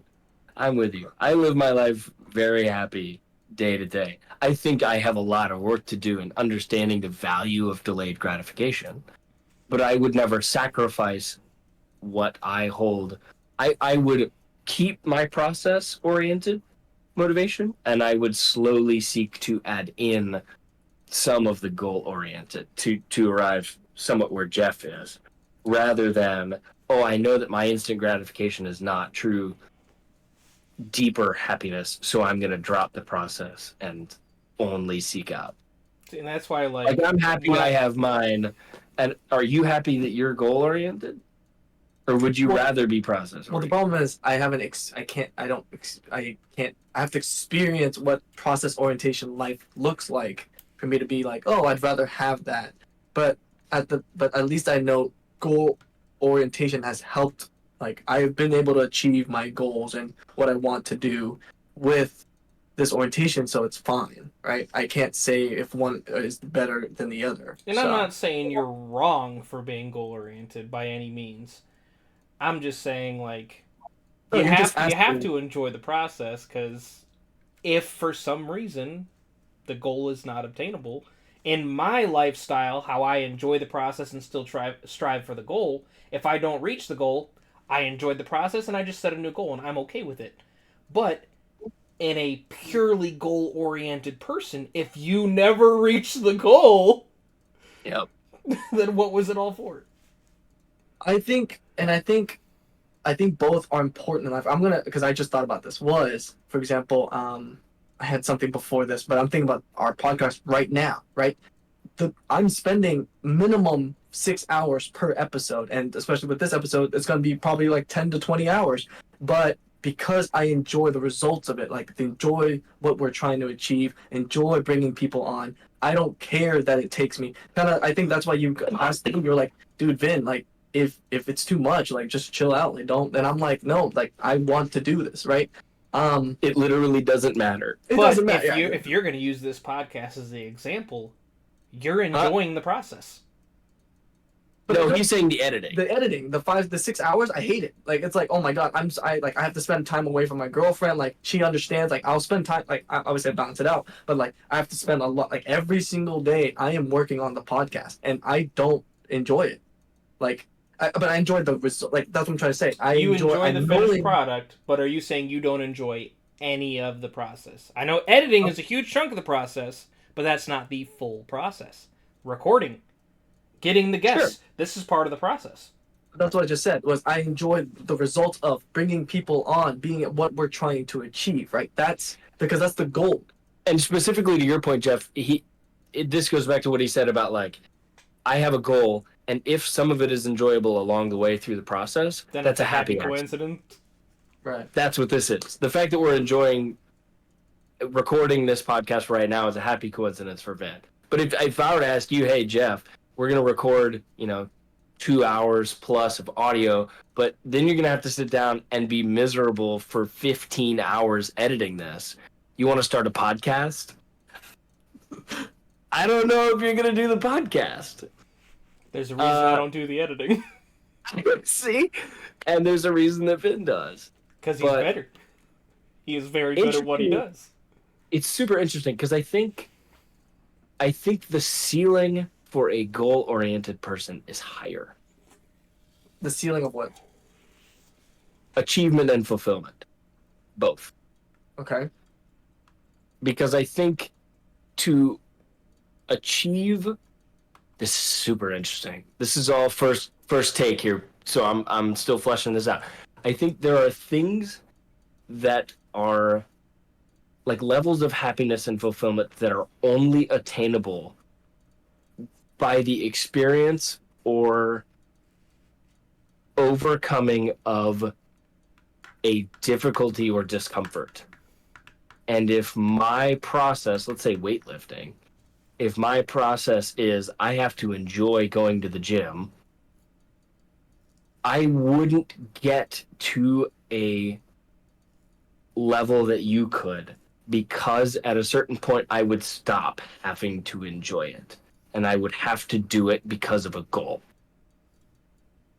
Right. It would be an accident if somehow you enjoyed you kept the. I'm saying it's not possible. I'm saying at a certain point you reach a place where you have to get uncomfortable to become a certain level of profoundly fulfilled and happy. Like there are things about myself and experiences that I've had in my life that I know if I was not uncomfortable in a way before it, that the happiness that I experienced after it would not have been as sincere or as valuable. Right. And that's kind of the night is darkest before the dawn kind of thing. Like the value of suffering. What's that? Said for the night is dark and full of terrors. Yes, exactly. And that's then, but there's no dawn. No, there is dawn, but you just don't know when it's gonna arrive. Exactly. And you're seeking that light there, and that's amazing because you are able to conquer more terrors than I. And I recognize that. Like you battle through discomfort where I would shy away. You know that for a fact, though. I can see Just I can just see the point he's trying to drive. just regarding motivation, Yeah. right? Like and that's not to say that there aren't periods of my life where I understand that things are difficult and I won't get through them anyway. Yeah. But this kind of comes back around as well to like in those moments I can choose to be happy and choose to recognize the blessings and the things that I have in my life that are good. And in that I can experience a happiness through the process. But truly seeking out like I will battle these demons as long as it takes, like good God. That sounds miserable to me, but that's the place that you live. Like that's where your goal-seeking behavior lives. That's I will place a disclaimer out there: is this is not a recommendation. I am not saying, oh, because I do this, everyone else should. This is not. this is the thing that you have to do. Disclaimer: is no one do this. This is not. This is something I have to say this because it's interesting. Throughout life, people have been like, "Oh, Vin, you do that thing for yourself. That means you expect that of me." And I'm like, "No, I've never said that. I don't know why you made that assumption. It's yeah." So that's just a disclaimer. Everyone listening, don't do this. Well, it goes back. Only It goes Steve back to like the Broccoli. first time we ever recorded for this. Like, we have both stated that our way is not the absolute way. Yeah. Yeah. Like, Yes. people will be able to associate with some of the things we say, and there will be other things we say that they're like, what? So, you take it with a grain of salt, and if, some people learn from it, they learn from it. Other people might just look at it and be like, no. Yeah, and I mean, obviously, this podcast is so interesting because it is seeking to talk about and identify and unpack this specific chapter, right? Like, this is the end of what are you calling this? Emotions. The end of the season. Yes. The season finale Mhm. of emotions, right? So we're unpacking different emotions and how they're handled and how they're experienced and different things like that. That's great. Like this is largely philosophical in the first we've probably been doing this for an hour and a half now. Yeah. 1 hour, 42 minutes, and 25 seconds. See, and some of that for some people is like, good God, I am so tired of all of the psychobabble. Like, move on. This does not interest me. But for other people, I think there are some out there who will listen and go, this is important for me to understand that there are types of happiness and that there are levels of profound happiness and superficial happiness, and where am I seeking happiness for my own life, because that is one thing that is universal for humanity and for each individual is the pursuit of happiness. But what that looks like and where you seek that out is all intentionality.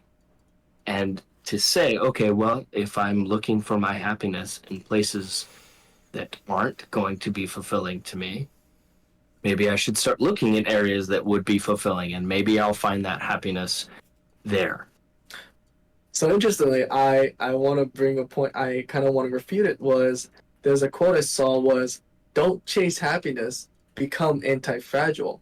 And I wanted to see what specifically you, Cullen, what you thought of not actually chasing happiness, because you and I are on the opposite ends of the scale, right? Of like, we have an analogy, Cullen and I, of Cullen lives in this 2-story house with a bed field of flowers. Like he's been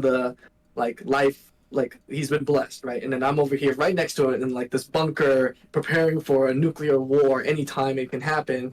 And I would disagree of like chasing happiness, of trying to find constantly seeking out happiness, I think, because I think the other part of happiness would be to not be able to let your environment dictate how you feel. Sure. Yeah. So two different things there. Okay. Obviously, what you said about being anti-fragile is one. The other is seeking happiness versus not seeking happiness. By saying that happiness is a product of the actions that we take, seeking happiness therefore means seeking things that lead to happiness as a byproduct, which, if you understand them to a deeper degree, that means pursuing a life of virtue. That means pursuing selfless and generous actions. That means having healthy relationships with your family and your friends and potentially a romantic partner, right? Like those things, if pursued, lead to happiness. So when I say, like, if you're listening to this podcast and you're going, I'm just really not that happy, what is it that's going to get me there? Saying to seek happiness does not mean go out and start looking under every rock and in every tree to try to find it. No, that is to say, all of the philosophical meanderings that we've been through are all to dissect what it means to be happy on a deeper and more fulfilling level. So to say, pursue those things that are beyond yourself. Pursue the good of the community. Pursue a work ethic that says, I have done good work today and I can be happy and satisfied with the work that I have done, in the same way that Farmer Joe is, right? Like finding that peace within yourself and finding different versions of that happiness that are not superficial, but diving deeper into the water to discover what happiness can truly feel like in your life. That's why I say, like, seeking happiness. Don't go online and say, how do I be happy? Like that. I mean, you could actually. You but- could. Maybe it would be here. I don't know. Yeah. Hey, if it did, then hey, congrats, welcome. But I say, when you say, so let's go to the second part. Don't seek happiness. Become anti-fragile. What is anti-fragile? Like don't let the environment and world affect your happiness. But like as we were talking about, I just pulled that up, but I actually disagree. Right, it requires both ends. With me or the quote? With the quote Okay. is, you're right. You do have to, like, you can't be happy. Like if you're just sitting here and then just doing nothing. Of course, you're never going to achieve happiness. So you do have to seek and chase happiness, right? You have to find out who you are, what you want, and then go and achieve it, right? And whatever makes you happy. But at the same time, the opposite is also true, right? Because bad things will happen, period. Nobody in this world has gone through life without a single bad thing happening to them. You want both. You're saying act in a way that leads to happiness and also be anti-fragile. Protect that happiness. Yes. So rather than becoming anti-fragile, protect the happiness that you sought out. Chase fulfillment, protect your happiness. Yeah. So I There you just, go. Vin Lee. oh, thank you. Yes, I'll make my own. It's the whole book, and that's the one thing that it says in the book. Hey, that's kind of a cool title. Maybe we'll make a book one day. Oh, lordy. There we Yeah. go. After this podcast, we finish up. We're like, okay, next thing is a book. If I need an editor, even if you hate it, I'm going to call you. Because he'll do it. The goal. I think so. You got to make sure that he has a goal to do it. No, that's wonderful. Yeah. Yeah. Thoughts on that, Jeff? Don't I'm chase kind of- happiness, become anti-fragile. I'm kind of in the middle of it. So Uh-huh. I would argue, chase happiness within reason. Don't dedicate your life to just trying to chase happiness and obtain it, but don't not try to obtain it, if that makes any sense. Like, levels and boundaries. Mm-hmm. Do what you need to do to be happy, to obtain your goals, this, that, and the other, but don't, like, make it everything, because then you're going to miss things. Unpack that for me. That last part. Don't So- make it your So your let's entire say focus. let's say I have 5 goals to obtain, and I dedicate my life to achieving those 5 goals.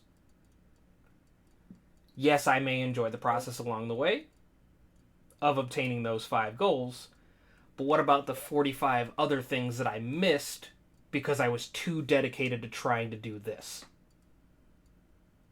And that could be things as simple as, having coffee with a friend, to a loved one's party, to a missed job opportunity. Like, it could be a number of different things, but, like, if you solely dedicate and try to chase this small, select things, you're going to miss all the other things on the side, which could You're have referring brought to you happiness. a very narrowly focused Yes. attempt at happiness of I've identified these things are the things that will make me happy. I'm going to ignore everything else Right. in pursuit of these things because I know they'll make me happy. You're saying don't forget to stop and smell the roses. Like, Correct. you have to enjoy life along the way while pursuing the happiness that is Correct. ahead. So I'm just saying, be in the middle of it. Seek that happiness, but don't fully dedicate yourself to it, because you're going to miss the little things, and sometimes the little things in life are better. And that's interesting that you say that because the premise of your statement was that you have goals that you're achieving to a happiness, a goal of happiness. Where, interestingly, in my head, I treat that pursuit of happiness as a more abstract, moment-to-moment pursuit of, like oftentimes I'll say virtue. Aristotle, I believe it was his understanding of what's called Nicomachean ethics. God, I'm such a nerd. Has a concept, and I could be totally wrong on that, by the way, too. If it's not Aristotle or if it's not Nicomachean ethics, I'm an idiot, and it's been a while since I've been in school. But the concept of the means of doing a thing and the end of doing a thing, and they are both equally important.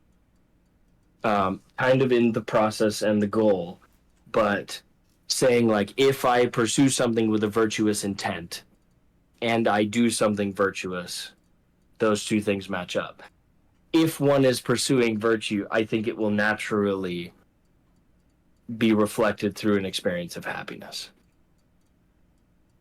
But maybe not. I don't know. I'd have to think that one through. Yeah, because I don't think, because the problem with happiness is there's not a, like, oh, everyone do this path and you'll become happy, right? Everyone has different purposes, values, and so people's happiness is different, right? There's not a set, like, universal, like, oh, if you do this thing, you will become happy. Well, No, you're onto something there. Like, that's 100% accurate. My happiness is going to look very different from yours, which is going to look very different from Cullen's. right, exactly. That's a fact of life. Are there things that all three of us could find joy and happiness in? Absolutely. Are there things that all three of us could absolutely disdain and not find any happiness in? Absolutely. But we will all have our own aspects of, like, for me, I'll just use a simple thing of, I got out today and I walked around the block. Just got some sunshine. That would bring me happiness, but let's say, Vin, like, you would find no joy in that. I would not. So, like, everyone's happiness is different. Is like you were on the right path with that. Like, it's going to be different for everybody, because certain things will make others happy that wouldn't really affect other people in one way or the other. This is so interesting, too, because I'm sort of weirdly coming back around to the idea of I'm pursuing something fulfilling, but I don't have happiness. And Jeff, I'm finding where you're coming from. See? And let me walk you to how I got there. When you said there is not a metric, there's not a rule book, a guidebook that says if you're a human being, congratulations, you've been born on the planet Earth. Do X, Y, Z, and you will achieve equals happiness. equals happiness, right? Because if that were true, everybody would do it and everybody would be happy and you'd think Exactly. it'd be fine. Obviously, that's not true. Right. From there, my brain goes, well, what is the entire point of religion? If not to provide some sort of guidebook or some sort of path To to happiness? a higher order. And in my head, I went to happiness question mark, just like you did. And I went, no. Churches aren't saying here's how to be happy. Right. Enough. Churches are saying here's how to be fulfilled. Sure. And you may not necessarily be happy in the pursuit of that fulfillment. Right. You've got martyrs throughout the ages. You've got Padre Pio has an entire book on the suffering that he endured in pursuing the higher Christian and Catholic fulfillment of following Christ and staying a believer through thick and thin. And all of those things to me say, wow, interesting. Those people were searching for and finding levels of fulfillment and were not happy. They were not happy in the moment. And it just, to me, kind of reflects that we are referring to happiness, and while happiness is a good thing, I don't think happiness is the end all be all. I think that in the same way that you pursue a goal and you understand that you may not need to be happy to get there, I think that there are goods that can be pursued in this life that do not necessarily lead to happiness in the moment. That if we want to talk about delayed gratification, that when the race is done, Jeff, like if I didn't get my 2 cookies and I staved off from one, like I'm going to be upset. There are countless lives of people who lived pursuing virtue, who delayed their personal gratification in this life with the understanding that that would be delayed to the next life. And we don't need to get too deep into a Christian theology, but just the understanding that people can pursue a good, and happiness as an emotion does not necessarily need to be a metric for a life well lived, because at the end of the day, it is still just an emotion. So what I'm hearing is, Jeff, I'm gonna say it. You were right. And I was wrong. And I thought I'd be better at saying that. It's not as easy as I thought it was gonna be, but I'm glad we can swing back around, because you have to look at things objectively. True, absolutely. And it's so interesting because I don't think we arrived there in the same way. Probably not. Which is why I don't think I got there the first time. But it took a different tact of thinking for me to arrive to that location. But yeah, I think that's sort of my reflection on that. There was one thing you had brought up, but I just lost my train of thought. I should have wrote it down. Yeah, that's really unfortunate. Talking about fulfillment without being happy. Talking about the fathers and they're living a life of. Damn it! It might come back to me later. We'll circle back if we need to. Okay. A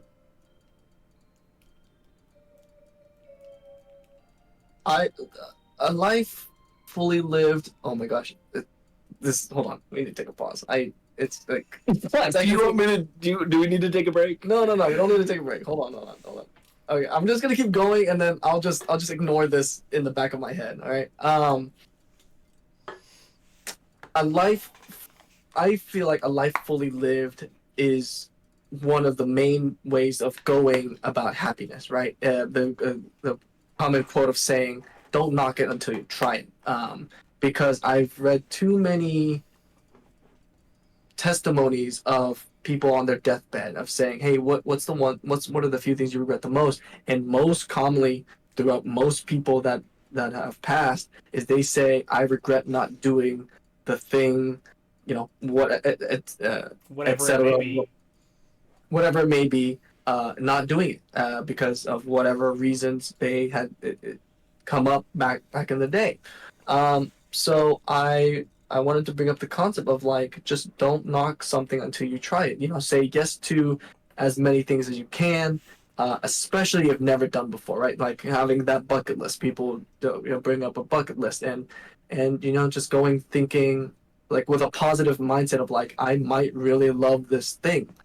Um, yeah, so I wanted to bring that up. How y'all feel about that? Is that a necessary component to being happy? Of doing as many things as you can. Within reason. What do you mean within reason? I mean, oh yes, okay. Doing. Okay. I'm going to use an extreme example here, but Yes. We So- love those. absolutely don't knock it till you try it because you may enjoy a thing, but don't go so far to something that could be extremely hazardous. Like, Right. if for some reason in the back of your mind you're like, I want to fist fight a bear, I don't recommend doing that because you're gonna die. But Hey man, heroin. Don't knock it till you try it. no. No, absolutely not. But like within moderation, so like I'll start on the small end. Foods. A lot of people won't try certain foods because they look at it and they're like, that's disgusting. But then fast forward a little bit and they're like, you know what? I'll try it. And they're like, oh my god, this is delicious. So it could be something as small as that. Or, like, I'll use a personal example. Skydiving terrified me until I did it.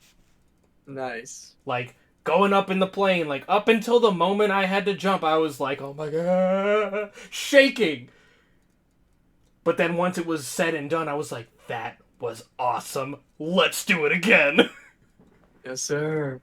So, within... you gone back? Huh? Have you gone back? I've jumped out of a couple planes.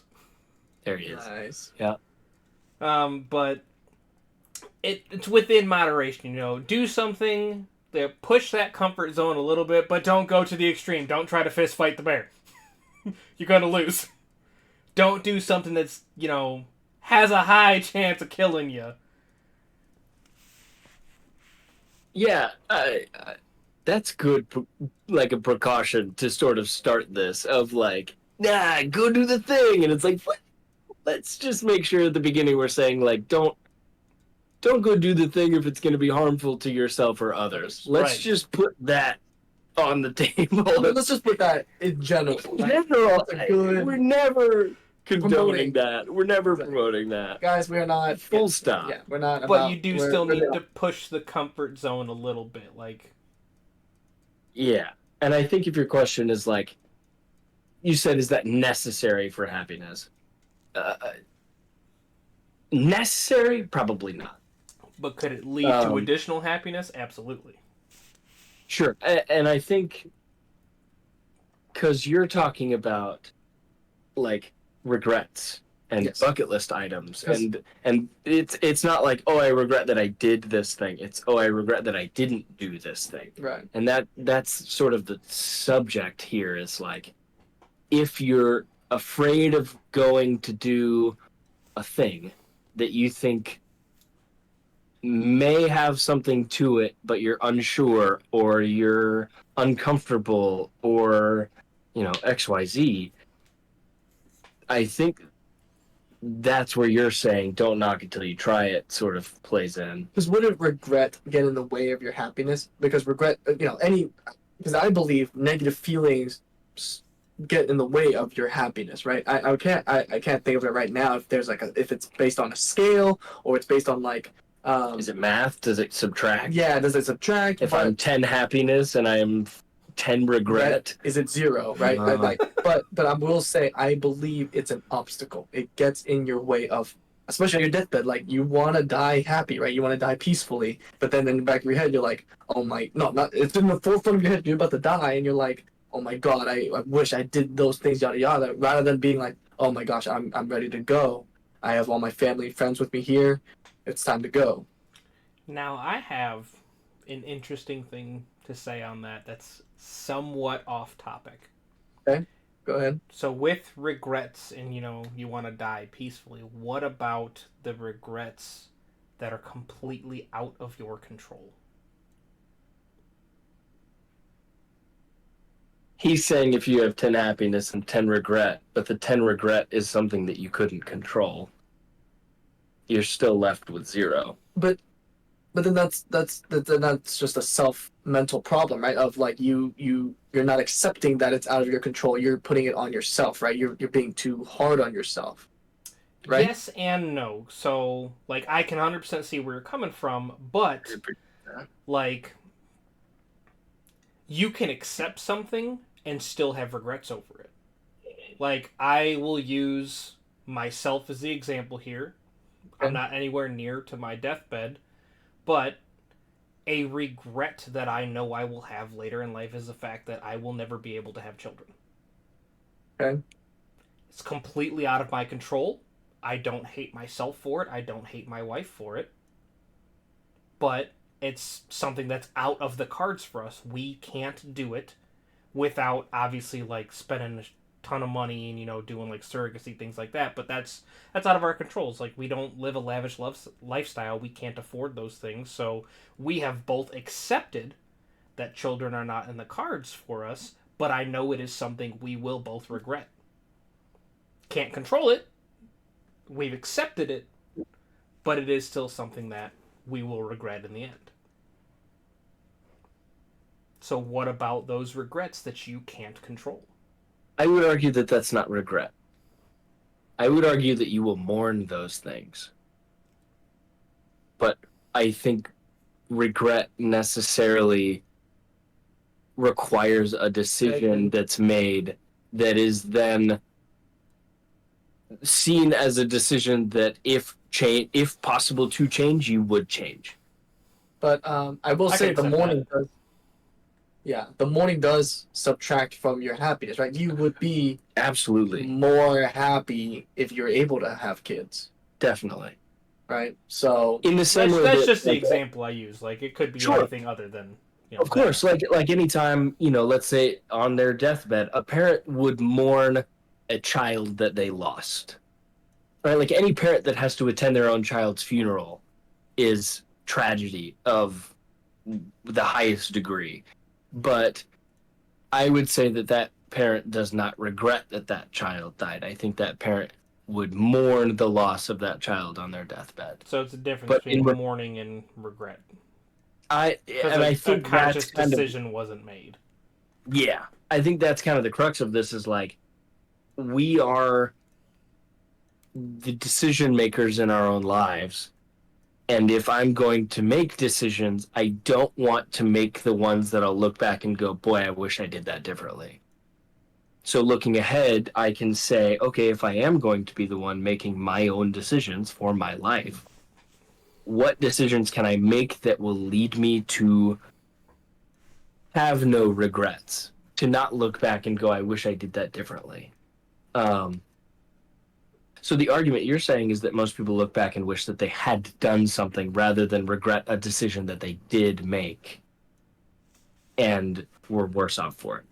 Yeah. Interesting. Now, these are just testimonies I've read over and over and over again of like because yes, you made a decision, you took a gamble, and it didn't turn out well, but at least you knew that you did it, right? At least you have an answer. Yes, you have an answer. You have closure. Whereas you don't have closure to, what if I asked that girl out? What if I took that job that I really wanted? Yada yada. There is no closure because it's all hypothetical. So, I truly believe of like, within reason, go do out everything you can. It's kind of saying yes to everything that's not harmful, and do it if you can, when you can, so that way you don't look back and say, I wish I did that. Yeah.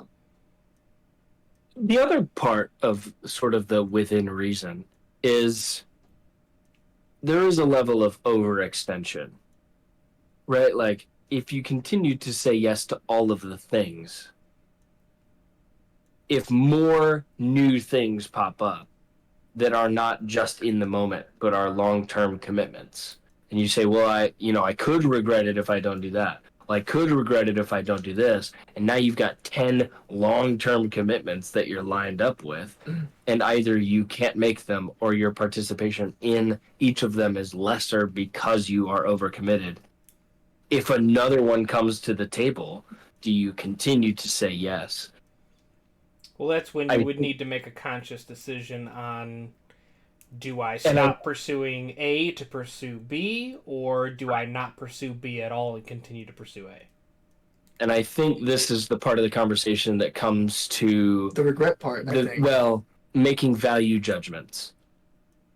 And that's a part of the human experience, right? Like, what do I eat for lunch today?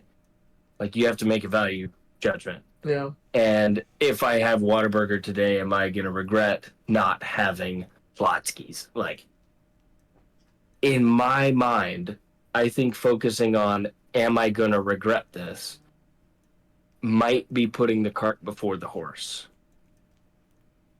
In my mind, I would look at an opportunity that's in front of me, right? Like, let's go back. In high school for me, I was in football, played freshman year football. I broke my collarbone at the beginning of the season. Before school started, when I did that, I had made the drum line as a snare drum player. But to play a snare drum in the marching band, you have to wear a harness. And you can't wear a harness if you have a broken collarbone. So I went from the drum line down to the percussion keyboard instruments. So I was playing football and I was doing the what's called the pit for halftime shows. Loved it. Was doing both. And when it came down to it, at the end of that year, they said, look, you've got a spot waiting for you as a third string on a varsity team, or next year if you try out, you're probably going to make drumline. Where are you going? In that moment, I'm not thinking, when I'm on my deathbed, am I going to regret more not choosing drumline or not choosing football? In my mind, I am going, with the data I have in front of me, with the understanding of the consequences of each decision, what is the best decision that I can make right now? And I think it's in that mindset of what is the best decision I can make right now, that when you do make that decision, you can be at peace. You can say, I made the best decision that I could in that moment with what I knew that was what I had. And I have to have peace with that, even if things go completely sideways. So that was literally my next point. Was I think the testimonies of regretting not doing the things is when it's just that single instance, right? Rather than, because of course, you have to, if there's multiple instances coming all at the same time, you just have to make the best judgment, right? You have to make the best decision. But I think people regret the most is when it's just that single instance, right? It's just that one girl. It's just that one job, where people start to regret of like, okay, I literally had no reason not to take that thing. It was just myself. I was scared or I felt some type of way and I didn't do it. Oh, that's a different thing. Correct. That's saying I know what the best choice is in front of me right now. Because it's the only choice. But I'm not, right? well, it isn't. The other choice is to not do it. Not do it. Okay. And they're saying, I know what the best option is in front of me and I'm going to not choose that thing. Right. I know what the correct decision is and I'm not going to do that. That I could very easily see somebody having a regret about. Yeah. I saw the obvious right path and I took the wrong one. Because I was scared, because I was uncomfortable, because I was uncertain, because XYZ. But if there's an obvious path and you don't take it, that's when I could see that being haunting. Yeah. Thoughts on that? Any regrets for you that are conscious decisions that you look back and go, man, this was a path that I needed to take and I just didn't take it? Decisions at the time, but looking back on them now, I no longer regret them because they got me to where I am today. So the biggest one that sticks out, so when I enlisted in the military, I enlisted as a National Guardsman. 1 weekend a month, 2 weeks in the summer, and then a deployment if they come up. While in basic training, I had made the decision, you know what? I want to do this full time. I'm going to go active duty. Fast forward to the end of that, as soon as I got to my duty station, like literally day one, they're like, by the way, we deploy in 3 months. Like, we're going to Afghanistan. I was like, okay, well, I'll hold off going active duty, and I'll do this deployment first, and then I'll just go active when I get home. Mm-hmm. That was my decision. That was my thought process. I ended up getting injured overseas and was separated not long after. So, like, I regretted the decision of not going active duty and skipping that deployment to just get another one at a later date. But looking back on it, it got me to where I am today. Like, had I gone active and not gone on that deployment, I probably wouldn't have gone to college. I wouldn't have met my wife. I wouldn't be where I'm at now. Yeah. So there was regret at the time, but I can't say I still regret it today. You had regret after the fact, even though you made the best decision that you had in the moment? I did. Wow. Because I thought, things could have turned out differently, but as time went on, I no longer regret it. That what if question. Mm-hmm. And Yeah. And I will say the caveat to, I believe the caveat to regret is if the outcome outweighs the initial regret, right? So then it makes me think, sorry, I'm jumping all over the place, but it makes me think the people that do regret not doing the things on their deathbed is because their life didn't turn out the way they wanted it to be, or like they didn't feel happy, or they didn't feel fulfilled by the end. Right. Or they never learned to accept that decision. Correct. Well, yes. Yeah. So I think that's the caveat to regret is making a life like pretty much you just have to keep going. You just have to keep doing it. You can't just keep not doing things because then, of course you're going to regret forever, I guess. And you're saying it would be easier to accept a decision if your life has become better. That you look back and go, oh yeah, that could have been cool. But my life is good right now, so I can accept what in hindsight would have been not the best decision. I am okay because it led me to where I am now. Exactly. Which is a better place. Yeah. Yeah. Or a good place at least, because you never know where that would have led you. It takes a lot of outward looking to have that viewpoint. Yeah, true. Because it took me years. It took me years. Yeah. Interesting too, because it almost, to what you're saying, Vin, it's almost like you can track the value that you place on the potential for the outcome of the thing you didn't do to how long it takes you to come to terms with not doing the thing. Like, how much potential did you think that outcome was going to give you? You thought it was going to give you a lot. And it took you years to get to a place where you say, where I am right now outweighs where I thought I was going to be. And there are people who are like, I missed that. Let's say like I had the opportunity to get in on the ground floor of Apple, and I didn't make that call, and I regret that. And it's like they could still live a pretty decent life, but if it doesn't measure up to what they considered their life could be like, which could be a lot, they could go, yeah, my life was good, but what if? Because it was such a monumental thing in their head that they give it so much value that they can never overcome a theoretical value with a true reality of, no, this is what I have in front of me. But people can play the what if game all day, every day with everything. Sure.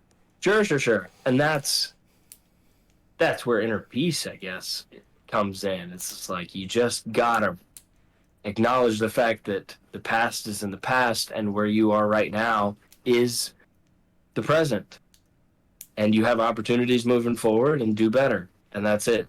Like, done. I don't get to live that timeline. That timeline's gone. I made my choice. Come to terms with it. Keep moving. Mm-hmm. But it's easier said than done, I guess. Yep. It was weird for me when I turned 27. I was sitting. I think it was like a family dinner or something. I'm sure Vin was there. Vin shows up to my family functions. Um, and I was thinking to myself, 27 is when I would have been ordained a priest. Because I left seminary when I was 22, and I entered when I was 19. So at 19, I was like, man, I got 8 years of this. I'll be ordained when I'm 27. That's still pretty young. And when I left at 22, I was like, oh, not going to be a priest, whatever. Here we go.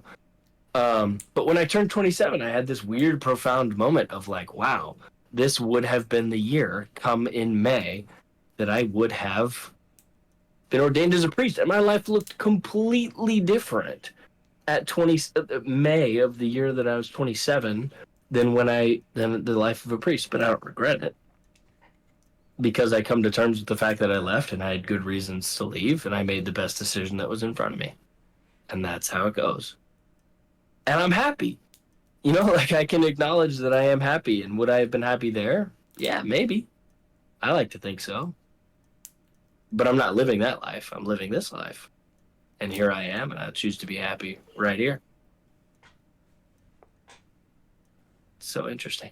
You're doing a lot of self-reflection today. Oh, all the time. It's a lot. Trust me, it's a lot. He has a mirror in front of him at all times, 24/7. Just deeply reflective. Yeah, really staring into. It's multiple mirrors. It's like the one behind you and the one in front of you. Just infinite. So you just see Infinite. I'm looking so deep, I can't even see the end. Great. Okay, I wanted to see y'all's take on to be happy. How do y'all feel about the concept of just not giving an F, right? Not to be confused with being like a douchebag or anything that does whatever they want, but it means to just do what you want to do the stupid hobby, don't really care about how friends will judge you for it, and kind of do the silly things that make you and how like you enjoy. Do y'all think that's a good way of being happy, of achieving happiness? Jeff, I vote we make Vin go first on this one. Okay. Bet. Yeah. Oh, I knew it. In my case, I agree to that 100%. Right there's this caveat though, of course, as being the moderate. That's how I grew up. Was I just didn't care about what everyone thought. I just thought like I like this thing. I want to be this way. I'm gonna do it. It's weird. It's hard to say. But regardless of all the bullying and everything, I just kept being my weird self. Right? It's like I like being that weird self, and I kept doing it. The problem I have with just completely not giving an F is I don't have a concise sentence to this, so I'm just gonna say how this works out. Is what I ended up doing was I had to really intrinsically figure out and reflect on and analyze what does society like, specifically with I bring this up all the time, is I was really obviously like I really wanted a girlfriend, or like I really wanted to attract females, so I'm like, okay, what do girls typically like? And so I had to. So that's the problem, is I don't know where this plays in a part with this concept, is like I was weird, but I still like figured out how to be confidently weird, if that makes sense. Like I wasn't so weird to where people like got away from me. I used to be that way. Like people did not. I lost friends because of how weird I was. But then I like honed in on, oh, how do I be confident? How to be quote unquote cool? Yada yada. Like how do I make myself look better? Do all of these things to try to attract females, but still be weird at the same time. So I don't think it's like half and half, right? Because I did care socially what people thought of me socially, and like what it took to make friends and make people like me and make people attracted to me. But on the other hand, I'm still weird, right? Obviously, y'all both know firsthand how weird I can be. Yeah. So that's the thing. I'm having trouble with like telling people, oh, completely be the weird kid, but also like that's not it You're didn't like, make it actually don't, because that's not a successful strategy. because it didn't work. Yeah, it Yeah. didn't work for me. See, but being the what clean didn't I got work bullied. for you doesn't mean it's not gonna work for someone else. I Correct. was and still am that weird kid. And Right, all and you my have a friends are just as weird. And Here's I'm a all question for you. it. Here's a question. Did you at any point feel like you had to, I don't want to say make sacrifices, because that feels like a more extreme version than what would be happening. Did you feel as though you tempered or tailored your social behavior to better fit a societal norm? Because when Vin says he was weird, Vin's stories of him being weird as a kid are like, I'll give you an example. yeah, please. Sixth grade, right? We have Foursquare during recess, and I I read Rurouni Kenshin, and I was super into Dragon Ball Z. So every time I had the ball, I would say one of their special moves. I'd yell it at the top of my lungs in front of everyone. All the classes were out on recess, and I'm yelling, Kamehameha, or like, I don't remember Rurouni Kenshin's moves anymore, but that's one example. Or like in class, I'd be like, oh, I really loved going Super Saiyan. So I told my best friend at the time, I was like, there's 3 level stages of anger, and I showed him like in the middle of class. You did the thing. I would do it Oh, yeah. in the middle of class, and I like a month later, I lost that best friend. Like everyone thought I was that weird. So that's what I'm trying to say. That is so for me. I was like, oh my god, I would have. I don't know. And at the same time, too, like keeping in mind who you are now, at the time you were chubbier, right. and also like how many even Asian people were at the school that you were at. None, right. So you were like all of these versions of different all at the same time. So to you, Jeff, like that, he was pretty I'm all for it. Did you do you have stories like that? Like, is that how weird you were, and you Be stayed the that authentic weird? you. Dude, there's 2 shelves behind me full of anime figurines. You think I care what people think of me? Well, okay, so collectibles are not all that against type for a very, let's say, weeb personality. Anime has become much more mainstream now, But I was like this before it was mainstream. which is fine. Even Were in you- public settings, I would have been friends with Vin in school because I'd have been doing the same shit as him. Interesting. Yeah. And you. So would you say that you acted as your authentic self as a kid and as a teen? As a kid and as a teen, absolutely. I did Really? not change who I am until I had to get into the professional world, because obviously you have to hold a standard in the workplace. But that's the only place I hold that standard. And Interesting. even then, Vin can speak to it. I'm still pretty fucking weird at work. Sure, but so as to say, even for you who has lived pretty true to who you are your entire life, if the concept that we're discussing is don't give a shit in life, go jump in a puddle, or go pick daisies, or go tell a stranger she's beautiful, right? Like, who cares about the consequences? That obviously there's a huge caveat to make sure the consequences aren't illegal or immoral. Right. I was just about to But- say, be wary of the consequences. Right. But also, you're saying, like, even for you, you couldn't completely not give a shit because there would be consequences professionally. Professionally, yes, but like when it comes to So- like social settings and friends, if you don't want to be my friend because I'm weird, okay, I don't need you. I have my close knit group of friends, and they are all just as weird as me. One of them's in the chat right now saying it's fun to be weird. Hey, Like- shout out. I am So- very, very much on the page of be your authentic self. If people find you weird, okay, you don't need those people in your life. Could they have been a friend? Sure. Would they have been a long term friend? Probably not. What? So let me ask you this. What? This is kind of a little bit off topic. How did you and Cass meet? What attracted her to you then? Was it the weirdness and the? Is she weird too? Yeah. That's like, what we're Did asking. you meet in the place of like, oh, we're weird together, or was it a place of like you still have to be socially like, oh, I need to like kind of pick like like a puller. You Do know? you want this story now, or do you want to save it for the marriage episode?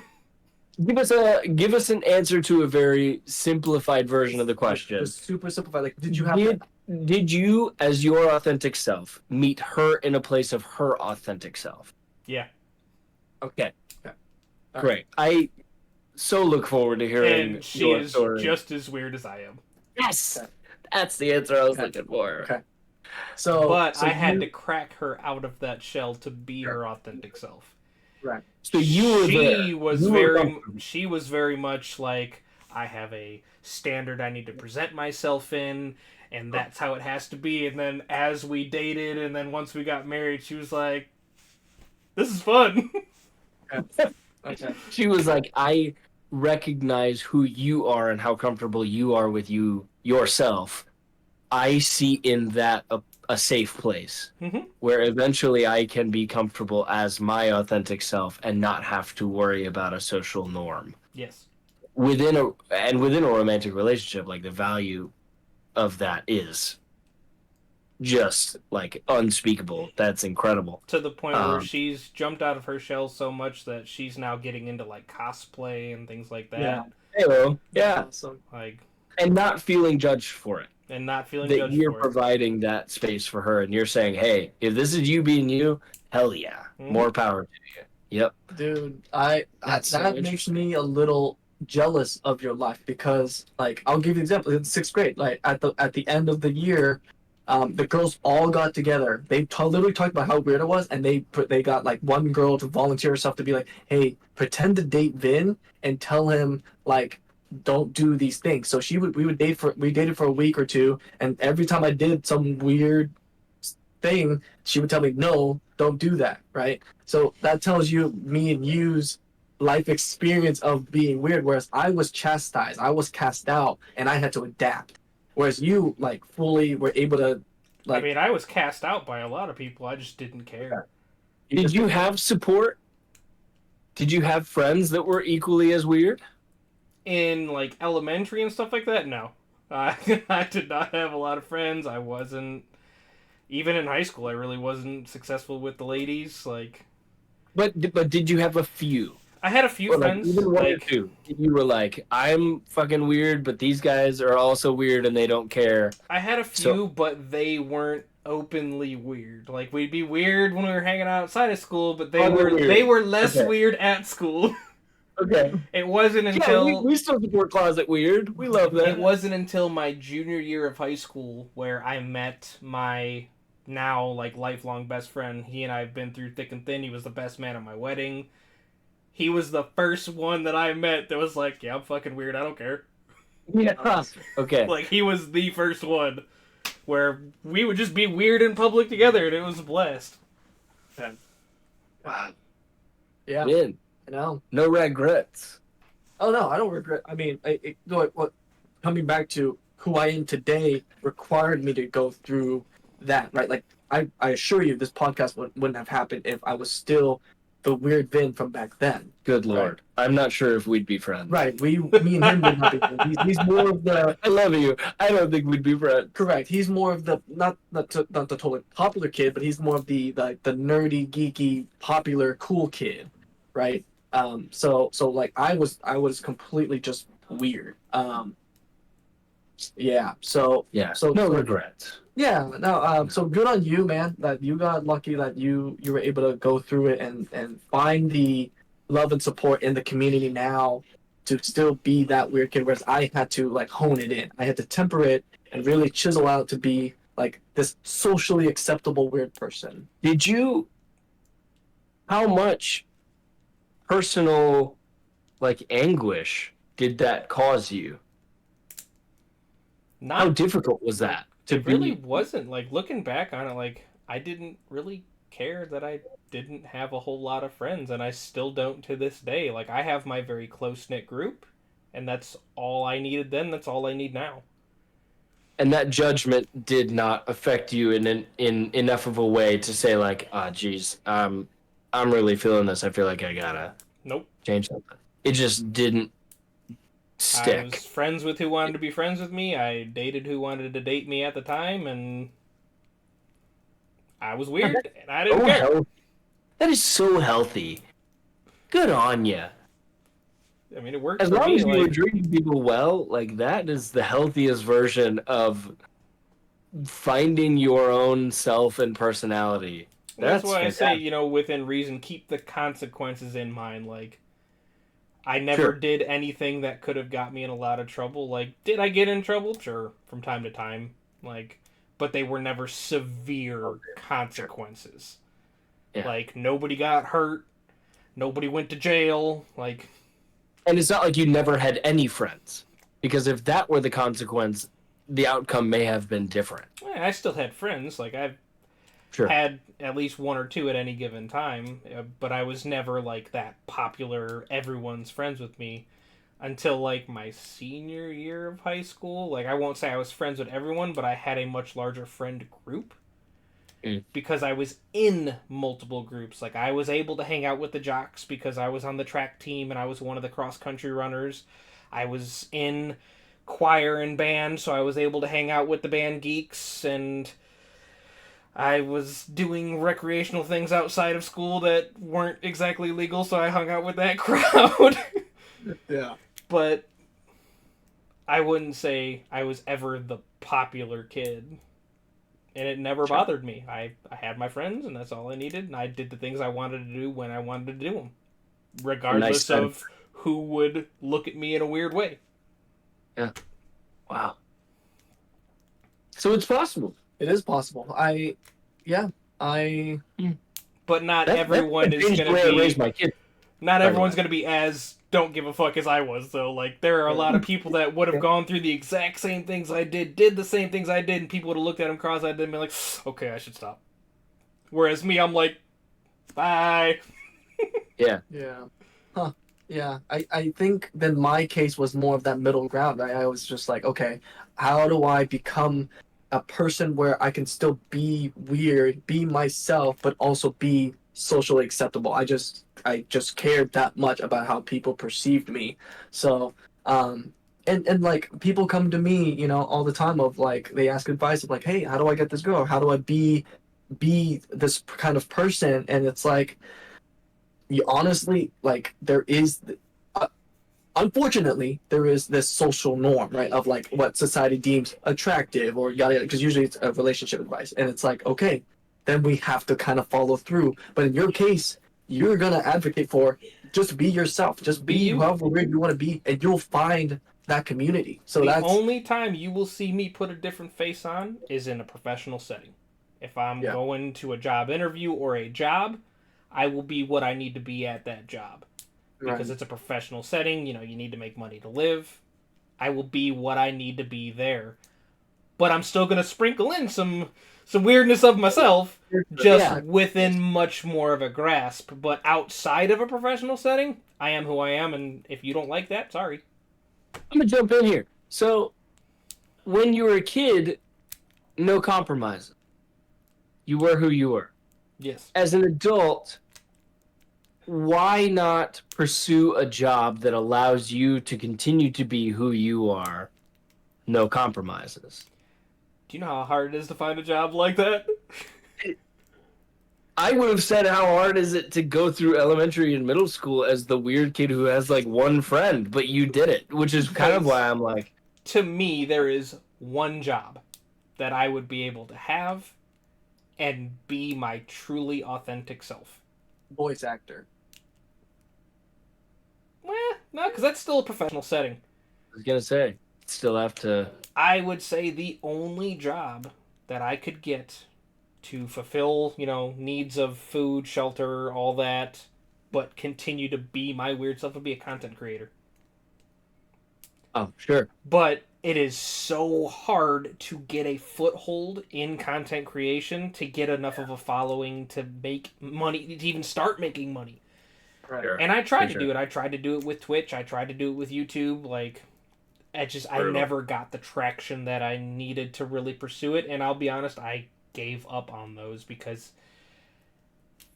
if you finally find that niche and you're able to pay your bills off it, fantastic, all the power to you. But to get that foothold is no easy feat, and it takes years of dedication and effort, and my bills aren't going to wait years. Yeah, exactly. So, Yeah. Okay. Yeah. Yeah. No. I don't know if I have much to add to that. No. You're never the Reaper. You Well, don't know. okay, so if the statement is don't give a fuck, just go do the thing, there's a level of that was potentially unavailable to me that I decided was available to me. Like if it mattered enough to me to be the kid that is involved in pretty much every group and can high five every other kid in the hallway with a class of 400, like if it mattered that much to me, seminary would not have been on the table. And I remember for like basically the entirety of my senior year, I would be like, yeah, I'm considering going to seminary. And people were like, what? Like, you're going to go to seminary? And I was like, yeah, I think so. I think I might be called to be a priest. And to me, it was exactly that. It was like, yeah, I don't really care what you think. Like, whatever your expectations were of my future, that doesn't matter.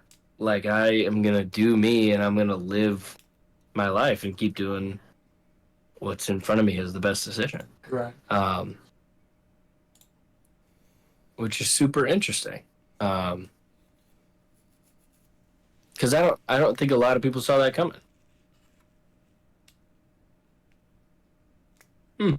Okay. So ultimately, yeah, you be you, be authentic, be genuine. I don't know how to add myself into that sentence, but generally, sorry, I kind of stole the show on that one. Oh, it's beautiful. No. I'm God. I'm saying because the thing is, you're absolutely correct. In an ideal world, be yourself. That's the thing. Why couldn't I fulfill that? Why couldn't I keep like the things I wanted to achieve, the things I wanted to have? I couldn't keep being myself. I couldn't be that old Vin, that weird Vin. That's what I'm saying. But you're a shining example to all of the young Vins out there who feel like they may need to change, that they don't necessarily have to. I still get looked at cross-eyed in today's society. I mean, I'm a guy, my hair is longer than most girls. I usually have my nails painted. They're not painted right now because I've been too lazy to do it, but I get looks all the time, and I'm just like, I'm me. Sorry. Sorry, not sorry. Yeah. Yeah.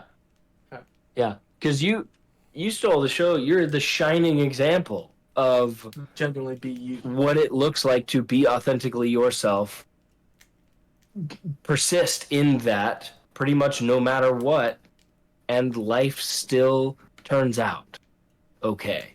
Obviously, with the understanding that like life teaches you lessons organically, Yeah. and not to say that you should fight them if the lessons do show up, and that means sort of tempering and molding and shaping what your life becomes. Obviously, that's the task of growing up, but like to maintain an authenticity of self through those changes and through that growth, that's fantastic.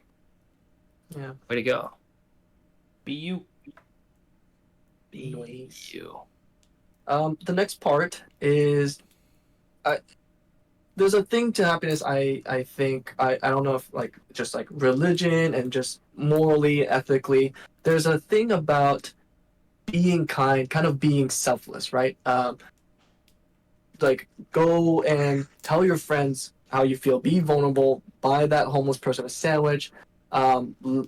Just do it because it inspires people to be the same, right? To do the same.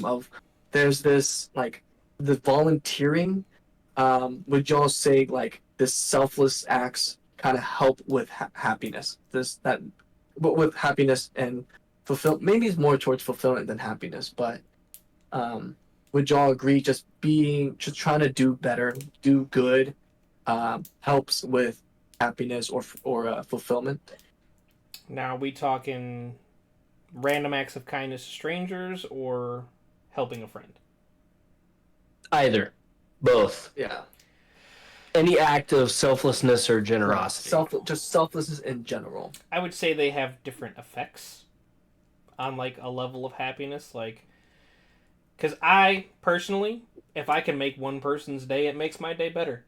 Like if I didn't know Cullen and I passed him on the street and he was like, "Man, like I need $5 like right now because I'm starving and I haven't Just eaten in 2 whispering days." to myself as I walk by you. Oh, I need $5. I'd hand him that $5, let him go get a meal, and you know, be on my way, and I would feel better about it. That would make me happy because I helped someone else in need. Yeah. But it's not going to have a lasting effect like it would for me if I were to help a friend in need. So I can actually use a real example. Just a few days ago, I had a friend reach out to me who was terrified because he was finally making the leap to get therapy. Mm-hmm. And he's like, there's so many battles I'm fighting in my head, and I am terrified that,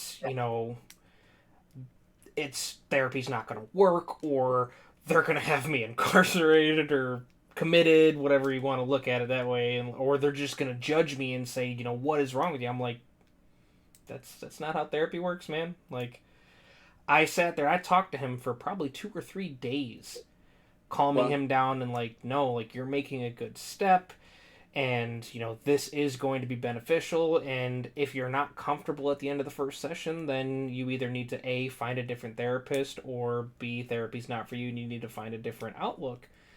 But by the end of it, like, you should feel more comfortable. Took a couple of days, but he finally had that appointment, and afterwards he was like, that worked. Like, I feel better. Like, not saying the problems are gone, but I feel better about taking that step. I rode that high for days. For days, yeah. I rode that, like, I helped him. Like, he felt better in that moment, and he was able to make that leap. And because it was a friend of mine, it had much more of a lasting effect than me doing a random act of kindness on the street to a stranger. Like, that's still going to make me feel good, and I'm still going to be happy, and I made somebody's day. But there is a different level to it of if that person is important to me or not. Then I want to ask if, I don't know how this would come about, but the random person comes up to you and is like, I need mental health. And you did the same thing. You talked them down, you got their number, you talked to them for a few days, got them therapy, got them mental health. Would that not give you the same level of happiness, or that's still under helping your friend? It'd be a lot closer to helping a friend than just a random act of one-time kindness on the street. It would have a lasting effect, but it wouldn't have as lasting of an effect unless I stayed in contact with that person through their journey. Exactly. And continued to keep tabs on them, like, how's it going, things like that, like checking in with them. That would it'd be closer on the same level. But if I helped them that one time, talked to them for a few days, like, yes, it's going to have a lasting effect, but it's not going to be long term because I'm not continually in contact with that person anymore. Whereas, like, my friend I helped the other day, I'm still in contact with him today. So it's having those lasting effects. To the point, too, where I think you are deeply emotionally invested in your friend. Right. And their well-being matters deeply to you. Versus a stranger, obviously their well-being matters, but you have no emotional connection beyond that of a stranger. Right. And so that makes complete sense to me. Yeah, that's super interesting. It does make sense that I think the act is the measure by which greater happiness is achieved rather than the individual. Like, I'm glad to hear you say that it would be significantly higher to help them through a mental health crisis than to give them $5 and walk on. Right? Like, obviously that's a significant difference. Restate your question for me, Vin. What is your question here? Like, is being selfless a good way to bring about happiness, right? Rather than being like selfish, right? If you just pursue happiness for yourself, right? I'm bringing it aside here. I just watched a video of this girl of like, she was like, she's basically pretty much about dating, and she's like, oh my god, I got the job, I took care of myself, I'm the healthiest I've ever been, I'm the fittest, I did all this, and I still can't find a man. Like, what's wrong with me? And all the comments were all, well, no one's gonna take you if you're all about yourself, right? It's like, so even she claims that she's happiest she's ever been, she seems pretty frustrated in the fact that she couldn't find a partner. Obviously the dating part's separate, it's a different episode, but the happiness part of, like, she doesn't seem fulfilled, even if she claims she's happy, she has the job, she has the house, she has everything she claims she needs. She's only missing person. So, like, going with the comments is, they're saying she's too selfish to find that person. So the question I brought about was, is selfless a good, like, way of bringing about happiness? Would you be happier living a life of selflessness rather than a life of selfishness? Within reason. And I know I say that a lot. No. I'm curious to hear what this caveat is. So, it's a saying that my wife and I use frequently. Don't put yourself on fire to keep others warm. Right. So there's a limit to selflessness. Like, obviously you don't want to be around a person who is 100% selfish. Because it's horrible.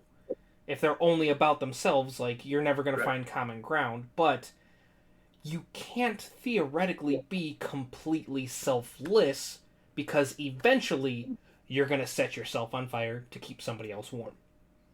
So there has to be limits to selflessness within means.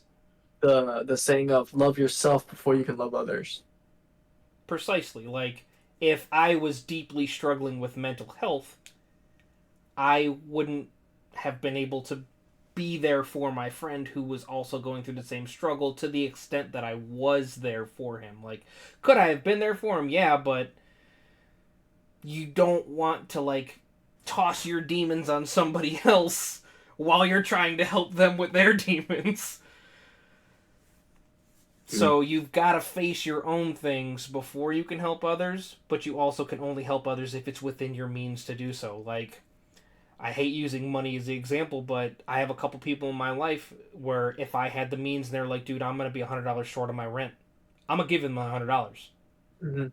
But that same person, 2 months later, our situations have changed. Same question, like, hey, I'm $100 short on my rent, dude, I don't know what to do. If I don't have the means to do it, I'm not going to do it. That same exact person that I would have done it 2 months ago for because I had that money, now I don't have that money. I'm not going to do it because I'm not going to put myself in a hole to help you. So, like, in that aspect, selfishness can be a good thing because you don't want to destroy yourself to help others. But if you have the means to do so, by all means, do it. Be that selfless person if you can do it. Nice.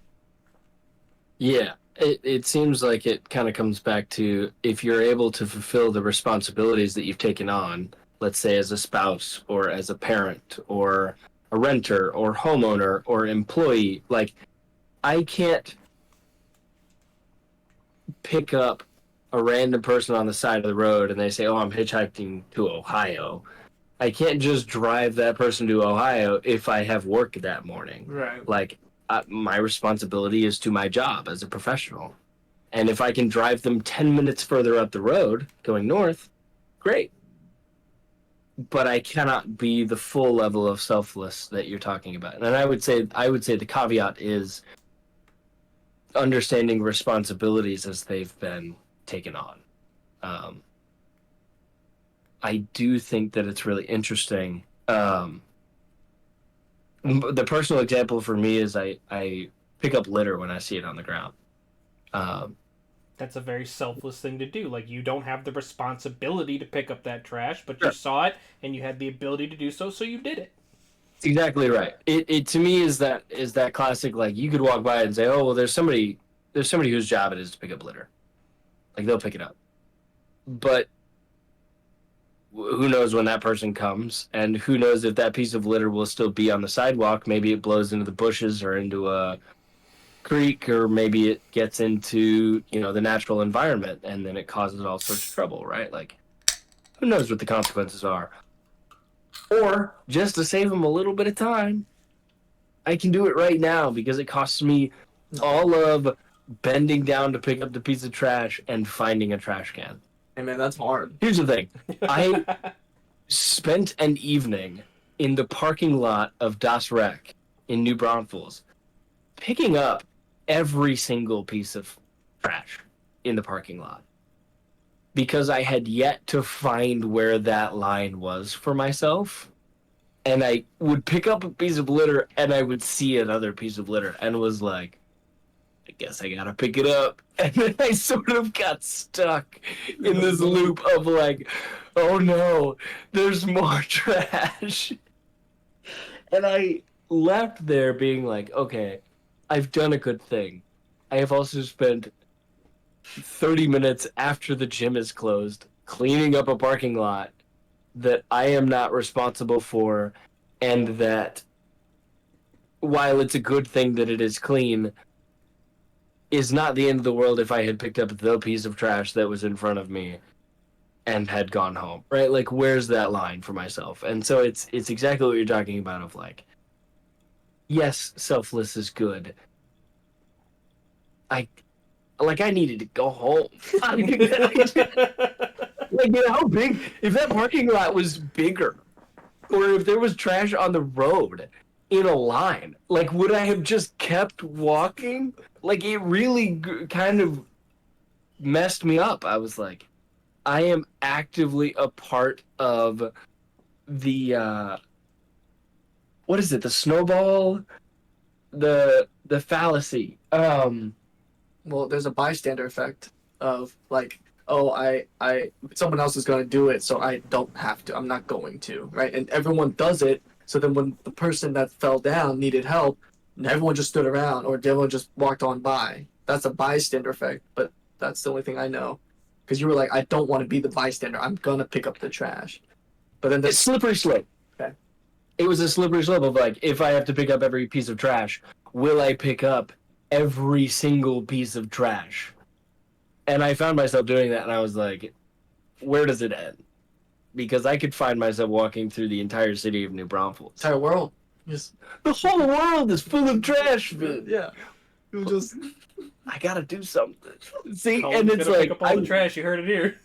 I found myself on a very slippery slope. Like, oh shit, I need to find some solid footing to say, okay, I can be selfless and be helpful without feeling like I need to take on the responsibility of the entire city's litter problem. Right? Like, there is a middle ground. There is a version of this where I'm helping, but I'm also living my own life. Yeah. Yeah. So I wanted to take a perpendicular tangent on what you were saying. I had met up with a friend a week ago, with two friends, and one guy he had brought up, he it was we had only met like a couple of times, so he was still getting to know me, and he's like, I'm trying to get a read on you, Vin, and one thing I want to ask you is like, what is motivating you to be selfless, to be good, or to be that positive and do good? And the answer, I was thinking about this because the answer to that was really, I have one theory. I have one like, what's the word? Principle, I would say, is humans are not 100% altruistic, right? No, I don't believe any human on this earth or ever is completely altruistic, right? We have to, kind of what you said, Jeff, we have to be selfish in some way, otherwise we die, right? If I was just like giving food to every homeless hungry person and I don't feed myself, I'm gonna eventually die. So the other end of it, I was thinking, was like, okay, why do we do good things? And we're bringing back to like, is being selfless a good component to happiness? And in my case, I was like, and I brought this up before, was when I'm shamelessly, I'm gonna say this, is when I do good things, I am acknowledged for it, right? I will say, if I wasn't acknowledged for it, I probably wouldn't keep being myself, being who I am today. How people know me as like, oh, Vin's willing to do whatever for me, for my friends, and yada yada. I think a big component is acknowledgement and being selfless if it is acknowledged will bring about happiness. But then I think that actually goes up with acknowledgement. Actually, I'm gonna throw a huge wrench at you, Vin. yeah, go ahead. What you just said is selfish in nature. Correct. Because Exactly. you're not That's why you being said it. you're That's not why being shamelessly. selfless. You're being selfish because you wouldn't do it without acknowledgement. Well, I said it's hypothetical. I believe, like, knowing me as like who I was before. That's what I'm trying to say. That's what I'm saying. Shamelessly, I admit that, right? Um, I tried to think. I was like, I wait. This was years ago. I was trying to think about like a person that can just be selfless all the time. Like, that's what I'm trying to say. Even in regards, bringing back to your case of like mental health with your friend, right? What if? How would you feel if your friend kind of just took it as like that's like that was expected of you? Oh, like I'm expected to get help when I need help, right? They never thanked you, or like let's say they never thanked you. They never did any. They never reached out to you again. They just took your help and left, right? How would that make you feel? So that's complicated because it's a friend. Okay, so Because using the example of would I have given that same advice to a random person, and I said it would have had a lasting effect, but not as long of an effect, okay. it really wouldn't have hurt my feelings if they didn't say thank you or they thanked me and I never heard from them again. Okay. But because it was a friend, like, that honestly would probably hurt a little bit if he didn't acknowledge, like, the help that I gave him. Right. And it's not saying I was expecting anything from him. Like, the thank you was more than enough for me, and seeing that it helped him was more than enough for me. But if he were to ghost me afterwards, like, take my help and run and not keep me informed or come to me again if he ever needed it, like, that would hurt because it was a Right. friend. But a random person? Okay, bye. But that's kind of the point I'm trying to say of like altruistically, you doing that selfless thing, no matter the result of it, should still make you feel good, feel fulfilled, or feel accomplished, Fair. right? So that's kind of what I'm trying to say. I'm admitting like I am human, like I just true. Hence why, what is it? Being like selfish in this society today is more rewarded, right? Like if you go do that content creation, but you focus on yourself, try to be as charismatic as possible, you're gonna make more money. Well, there's people that do, well, people that do give out money or give up food, right? They record it. If they were truly altruistic, why do they need to record the event, the action itself, To right? fund future events. Huh? To fund future events. So those are things I'm just saying. When I say I admittedly like if I wasn't acknowledged for all the good things, I probably wouldn't be who I am today, right? But because I am fortunate, I'm not taking it for granted. I'm very blessed. I understand that. I take gratitude in that, like I'm in that environment to be able to constantly be selfless, Yeah. or quote unquote selfless. That's the paradox. I'm going to throw something out here. Okay. I think that is the how do we want to say this? The version of acknowledgement that is positive to the human experience. Like that is acknowledgement at its best.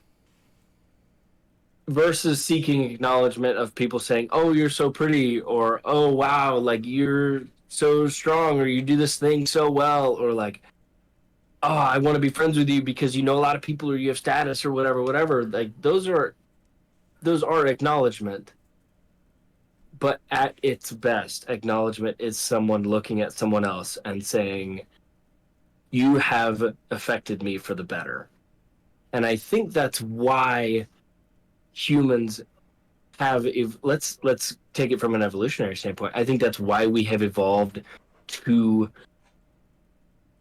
civilization. receive acknowledgement in such a positive and fulfilling way is because it lends itself to community more and more.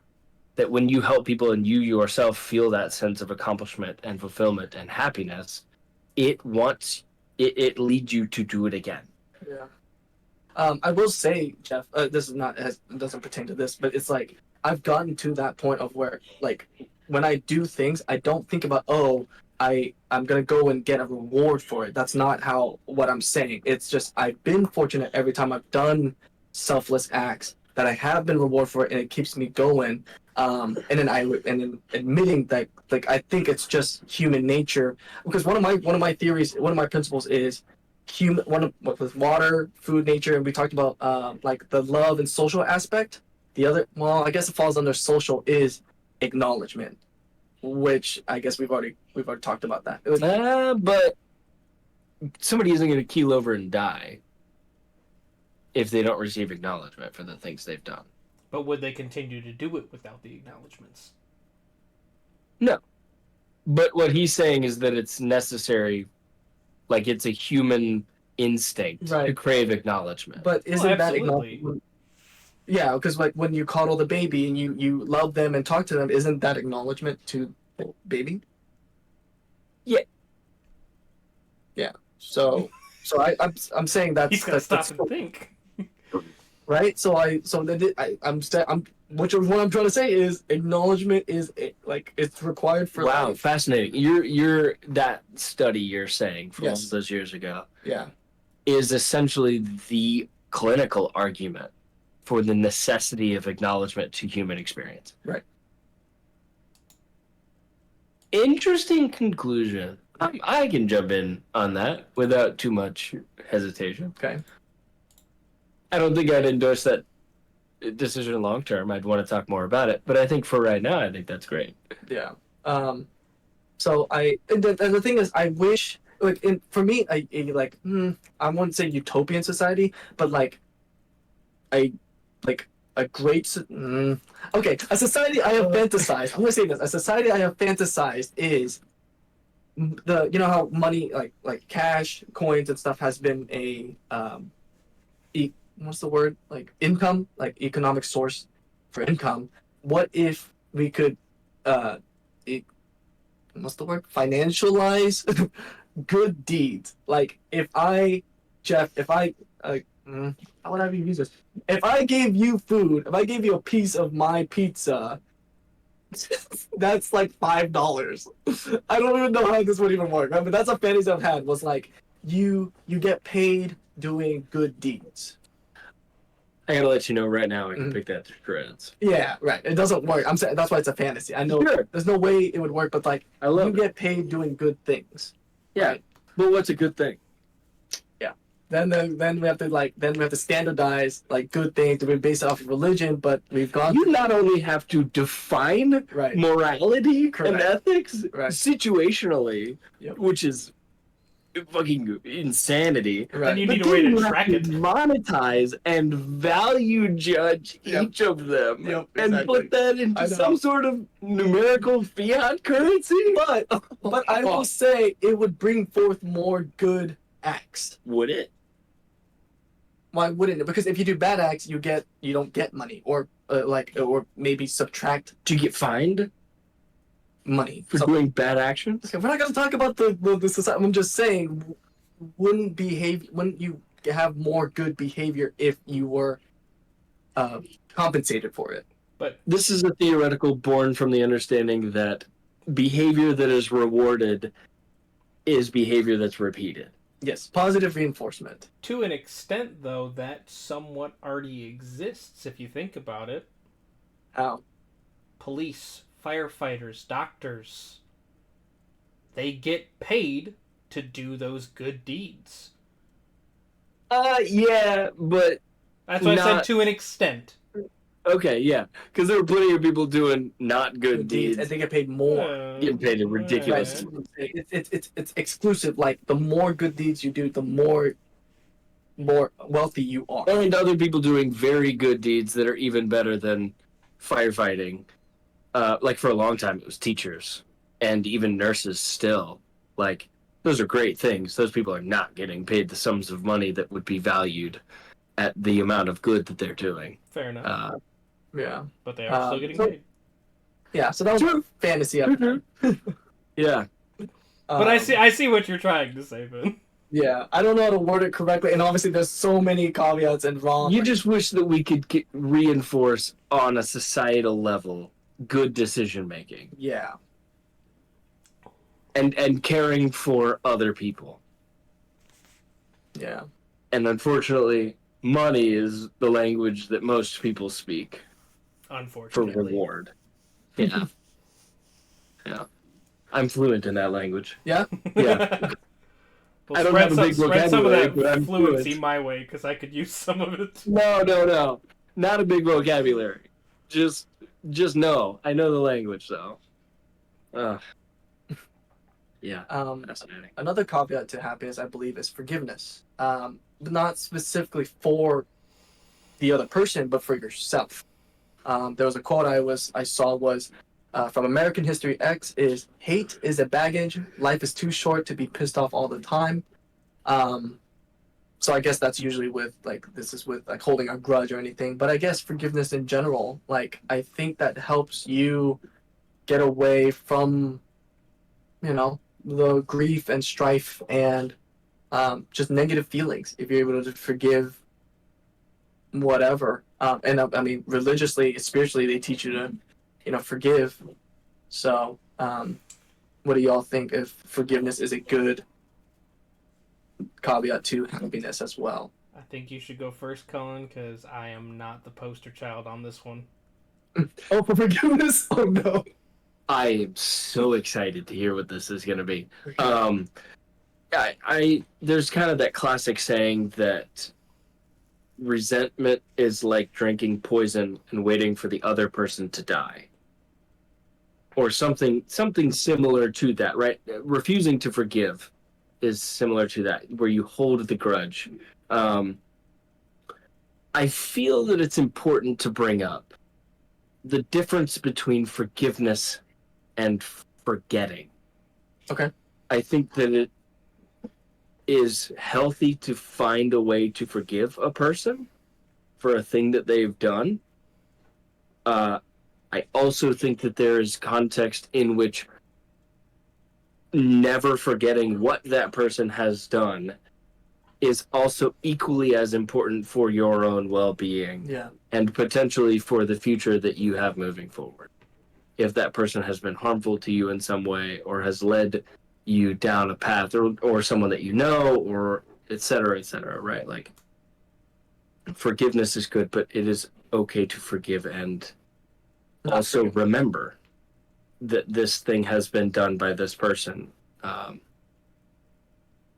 Because if something difficult happens and you forgive them, that does not mean that everything has to be exactly the way that it was. I've got a friendship that I no longer hold with a very close friend of mine forever.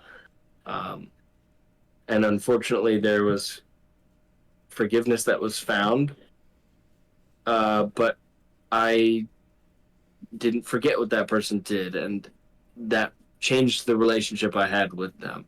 And the first time it was taking that friend to an arm's length, and the second time it was refusing to maintain a friendship. Because while I understand what they did and I forgive them for it, I do not have to maintain a friendship to also forgive that person. That is my stance on that. Specifically when it comes to happiness, I see forgiveness in the same vein as peace relates to regret. I'm actually literally about to say that next. And that it is right, like you find serenity in one overcoming the other. That forgiveness can overcome resentment, and that coming to terms with a previous decision, a past decision that may be a regret, that peace leads to happiness. Jeff, what's up? Why do you say forgiveness, not the? You got a pretty strong stance on forgiving or not forgiving? Yeah. I'm not saying I'm incapable of forgiving people. I have held a grudge against a specific person for 11 years now.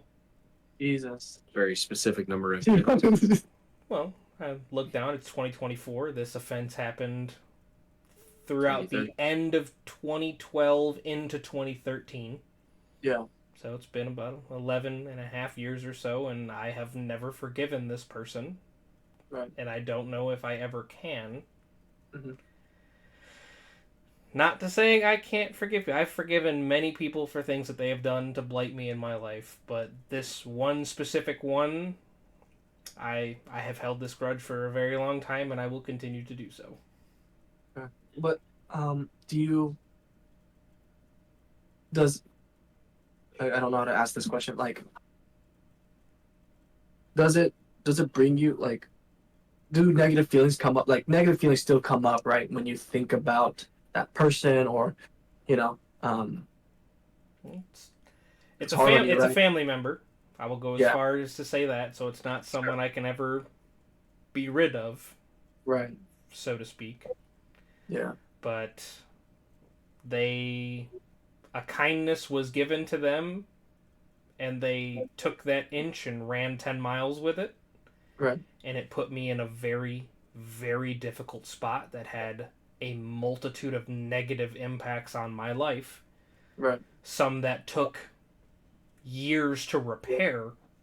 Like, just for myself, not even, like, with the relationship with that person.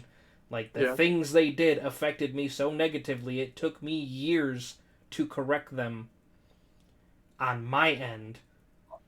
So I was never able to forgive them. Yeah. Okay. To this day. Does that affect your happiness? Not as much anymore, because minus the act itself and what they did, I have repaired everything outside of that. With no help from them. Right. Like, I have taken every step I needed to take, and I have repaired everything around me in my life, but I still cling to the fact that it happened in the first place when it shouldn't have. And I have not been able to forgive them. Like, it's hard to explain without going into detail of what's happening. You're good. Would you say that, do you think you would be happier if at a certain point you did arrive to a place of forgiveness? Potentially. Do you hope that for yourself down the line somewhere?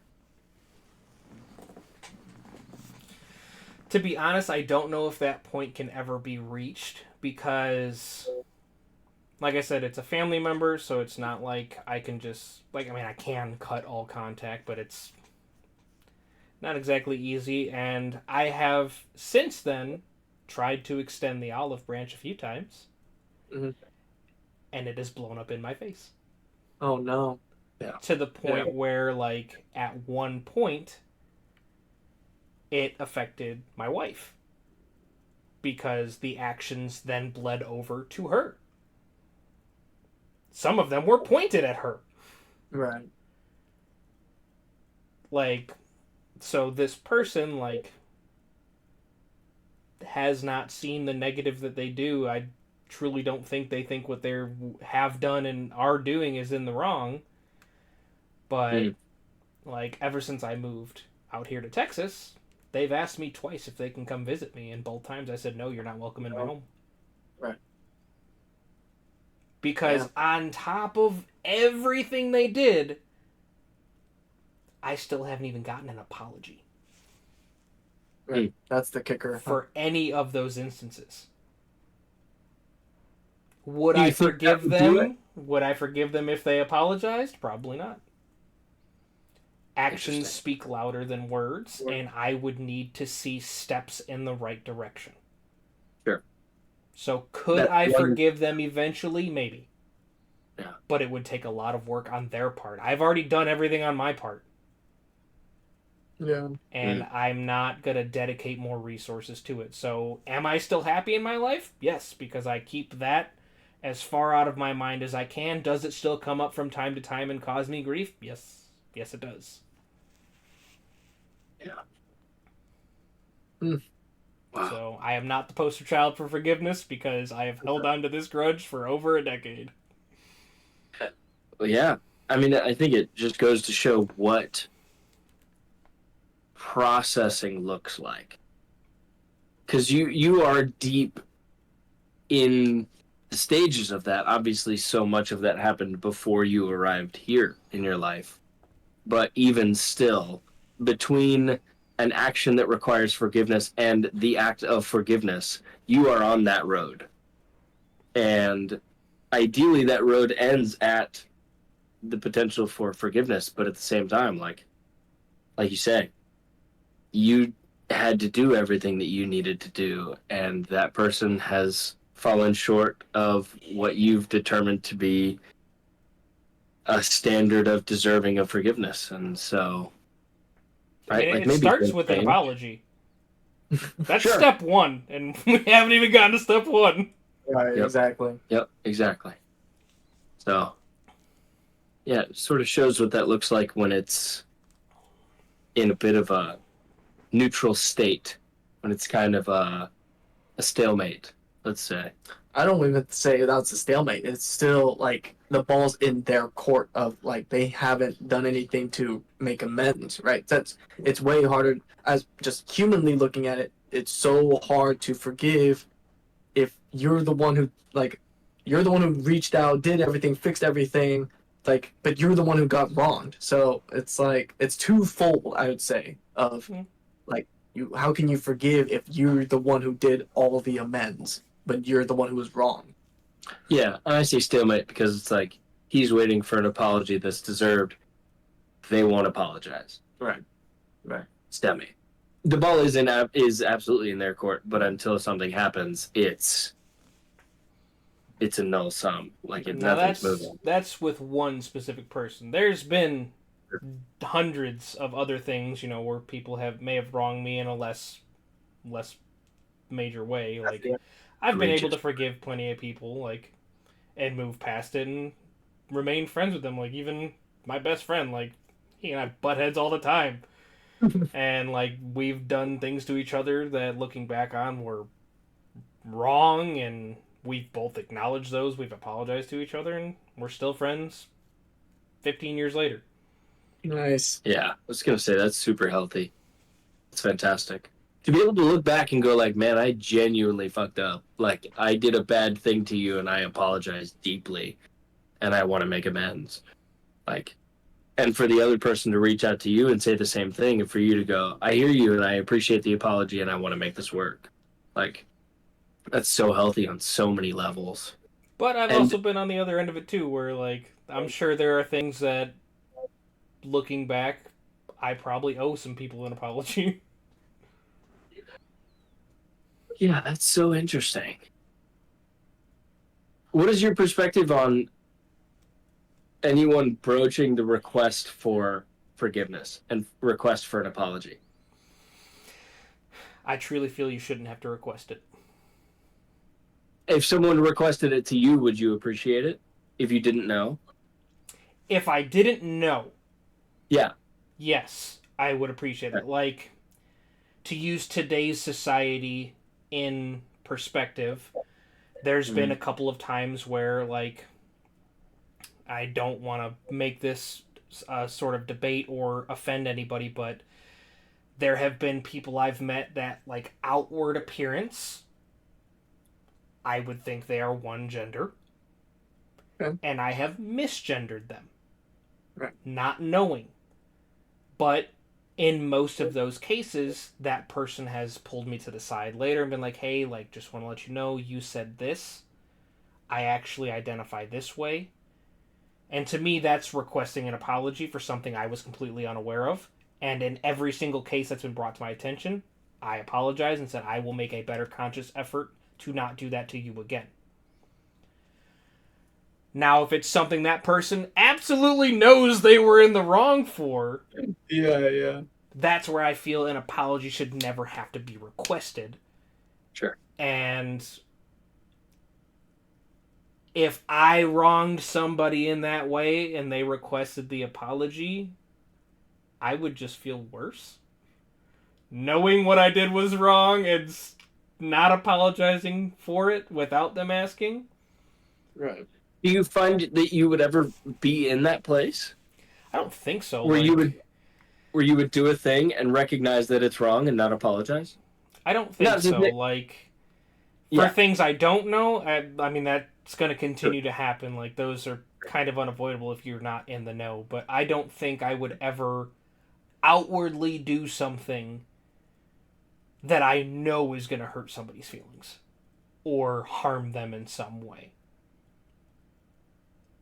That it's intentional and there's no apology Right. intended. Like, if Yeah. I do something out of anger and I recognize it after the fact, like, I'm going to go apologize before they have the chance to say, you really should say you're sorry. Sure. Like, in the moment, I may have said something that was completely off kilter, and afterwards, I'm going to be like, dude, I'm sorry. Like, I was pissed off. Like, sorry. Nice, man. But I don't think I would ever be in a situation where I wouldn't, if I'm the one who realized I wronged them. Sure. It may not Sure. happen right away. Like, it may be something like 2 days later, I'm Sure. like, dude, I shouldn't have said that. But I Sure. would still apologize in that situation. Mm-hmm. And I would hope someone would do the same courtesy to me. Like, if they were mad at something I did and they lashed out, I would hope once they came to terms, they would reach out to me and be like, I really shouldn't have said that. Kind of comes to that like selflessness in a way. It's not really selfless, but it's like this like outreach of swallowing my own pride or like admitting I'm wrong and trying to better the relationship, better my community, my social groups and everything, just to have I don't know. I think that goes towards being happier rather than holding on to. Yeah. On both ends, I'm not your fault, right? It's definitely but healthier. Exactly. Yeah. And I think healthier equals happier. Hey, look at you. Stupid.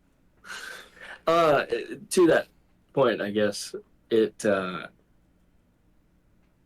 interesting because a lot of what we've talked about, like with true happiness and a more profound happiness, is the easiest way I can say it is sort of beyond oneself, right? Like either outside with other people or beyond where you are currently toward a new level of self-actualization, right? So like beyond where I am or beyond myself into others sort of encapsulates both of those.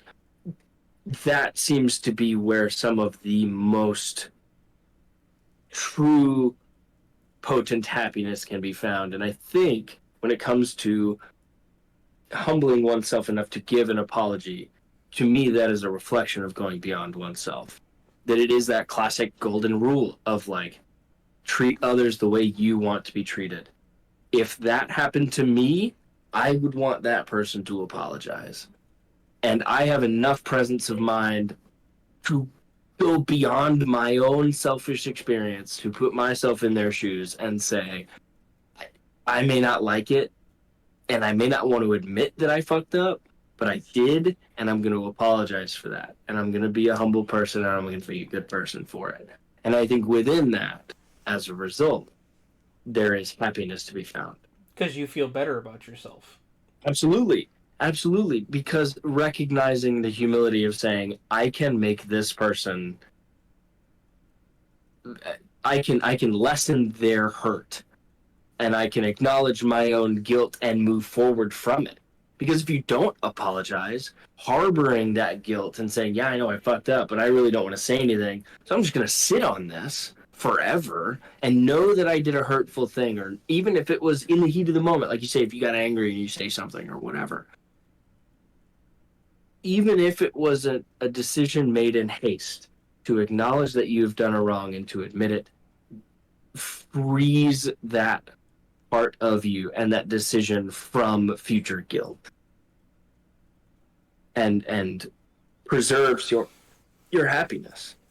Because if not, that feels like another negative modifier. Right. in the same terms as regret, where it's guilt.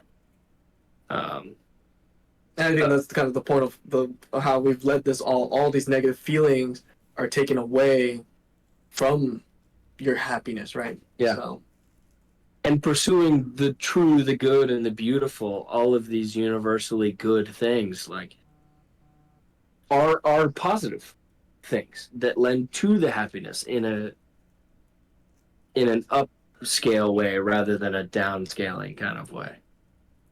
Additive rather than subtractive. Yeah. yeah. Oh, forgiveness. I did not anticipate that being in this episode, but I do appreciate that we're talking about it. Why, like forgiveness, it being a part of Of happiness? yeah. Oh, sure. There are so many facets to happiness. I really feel like you could kind of throw anything at the wall and it'll stick when it comes to happiness.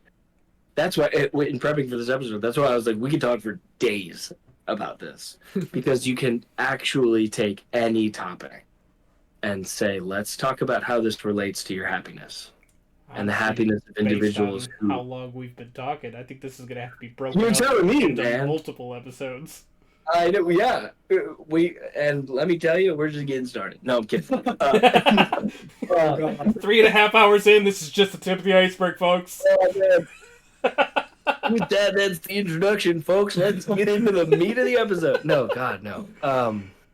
No, there's so much to talk about, but I think regarding and coming back to it, right? Like understanding that this is a podcast for men's mental health. Understanding what happiness is, understanding where it can be found within our lives, understanding things that can get in the way. All of this is lending itself towards living more fulfilled, happier lives. And I think that's important to talk about. And I hope that people who listen to this perceive that importance and can reflect potentially on their own lives moving forward and saying, okay, well, where am I getting my happiness? And if I'm not happy, where can I start to look for it? Or if someone in my life isn't happy, maybe I'm happy, but I have someone who struggles with their own happiness. How can I help them? Well, it's the same idea as for yourself. If that person is caught up in their own miseries or difficulties, if they're able to look beyond themselves and start to try to find goodness that exists within their life and start to pursue things beyond themselves that can slowly help clear away some of that darkness and some of those clouds. I just heard my garage door open. The wife's Yeah. home. Yeah. Oh. Ew. Before we move to the last part of happiness, I was thinking like we could just take out the love part. Because I had realized talking through all this, it's like I'm not sure how happiness and love correlate. They definitely coincide. Yeah. Like you so can find if happiness anything- in love, and you can find love in happiness. Correct. So But that could be its own episode, to be completely Right. honest. In the same way that happiness could be spoken on for days, I would say love is exponentially greater than, even greater so. Yeah. Yeah, if we had just finished talking about happiness and this was supposed to be happiness and love, this really would just be the introduction. Right. Right. So I would say we just leave it at happiness. I love that. Because there's a lot to be said about happiness in and of itself. Because the thing with love is we can bring it up like in the connections chapter, right? I think that is the essence of connections. Correct. So I think If I can be so bold. right. Love is the entire next season. Exactly. So we're gonna take In that its out own way. and we can leave at this last segment of well, this is your All stuff. of this will be edited out of like Yes. Spotify, but everyone on YouTube's still gonna see this part. Hey, shut up. And the few people that we have on. I love it. It's been fluctuating. I've kind of glanced over. Like we've been getting up to like 5-6 people, then drop back down to like 2 or 3, and then back up to like 4 or 5, drop back down. So people come in and go, and that's what the live stream's for. If people want to hang out the whole time, they can. If they don't, they don't. Perfect. All are welcome. Always. So, I guess because I did throw a couple of notes in here, more so just to make sure that I didn't forget to say something about them if we hadn't covered them already. Um, Mostly to emphasize the importance of understanding that so often happiness can be drawn from something that is beyond oneself, and the pursuit of that, and the importance of seeking something that may be outside of where or who you are now. Like, I know right now that's something I'm doing. I'm picking up philosophy again for the first time in a million years. Um, and it's great because I know that that's something that will help me grow as a person. Right now, I'm living with my grandpa, and I want to spend more time with him and learn from him and be there for him. But that's not something that I'm great at right now. And I know that I can be better at it, and it will help me grow as a person.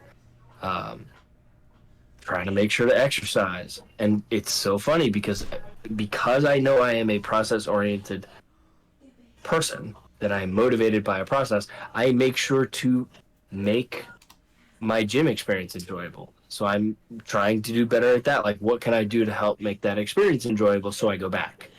Little things like that. And it is truly bringing me great joy to go to bed at night and say, I challenged myself today and I grew today. And that there's that feeling that you get like in your muscles after a good workout, when you're like, okay, I feel like I've grown, I feel like I'm stronger, I feel like I'm better than I was when I woke up this morning. That is profound, and to help other people. I mean, I work with people's feet, right? Like I mentioned, that it's kind of weird. No, I'm not into feet. Just That's what. don't ask. The fact you had to say that makes me question it. You know, it's like that shirt. You know, like what is it? I am not a human trafficker. And it's like, well, I didn't think so, but now that your shirt says it, I'm sort of curious why your shirt has to say that. But very genuinely, I mean, Jesus in the Bible literally washes people's feet. The stream can. And I find myself doing that throughout the day for my job, and I'm lucky to get paid for it. But I'd say another half hour. It is a profound opportunity for me to meet people where they are in their sickness and in their difficulty and in some of the lowest points of these people's lives, and to say, it's okay, I'm here for you, I'm here to help. And leaving a job like that is incredibly fulfilling and brings me a lot of happiness. And the kind of happiness that isn't just like, I'm happy when I eat a piece of dark chocolate. It's like the kind of happiness that's like, the world is a better place and this person's life is more positive because of what I have done, because of the actions that I've chosen. So seeking deep, deep meaning and deep happiness is a pursuit of life. And to anyone, I guess, who is doing that, to everyone who is doing that, because we're all doing that, reach out if it's a struggle. That's why we're here. That's why the podcast exists. If you're having trouble finding happiness, talk to somebody. That's why we're here. Again, that's community. I mean, that's the whole point of like camaraderie, right? Because this isn't to find the answers. It's more of like we all are together and we share those experiences. Because like for most of us, it's gonna be the same. Like a lot of us, we don't really know why we're on this earth. A lot of us don't know what we're really doing, right? It's like, oh, but there's this like solace in, oh, but we're together at least. At least we can go through the darkness together. We can go through the struggles and strife together. We don't have to go through it alone. I think that's a big part of the pursuit of happiness is not necessarily like finding happiness with an H itself, but going through the dark and trying to find the light together. I think that's you and me, though. I think that's both of us being who we are. Because I tend to focus forward on, hey, we're pursuing the light, and that's where we're headed. And you tend to recognize, due to your own experiences, if you're in the darkness, keep going. Yeah, And I think both are important. Yeah, And everybody could be in different stages. But I think both perspectives meet just about everybody where they could be. okay. I have one last question for us then. Is it innate to seek out good? Is it innate to be better or be good? Right? Or because some people would argue like it's instinctual to be, I guess selfish or like bad and good is actually it's a really wrong word. I would say because you're gonna have to define good and bad, which are two totally different things to two different people. Like, Right. Because you were saying seeking good or bettering ourselves or just being there for each other, right? That helps with the happiness. So then, kind of going with the higher nature, is it natural for us to seek that out? I would say it's natural for us to seek it out by our definition. Yeah.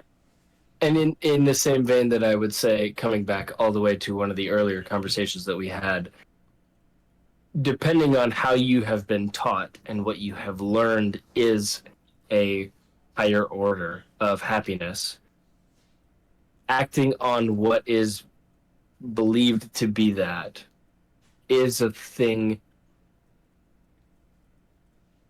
that we are capable of.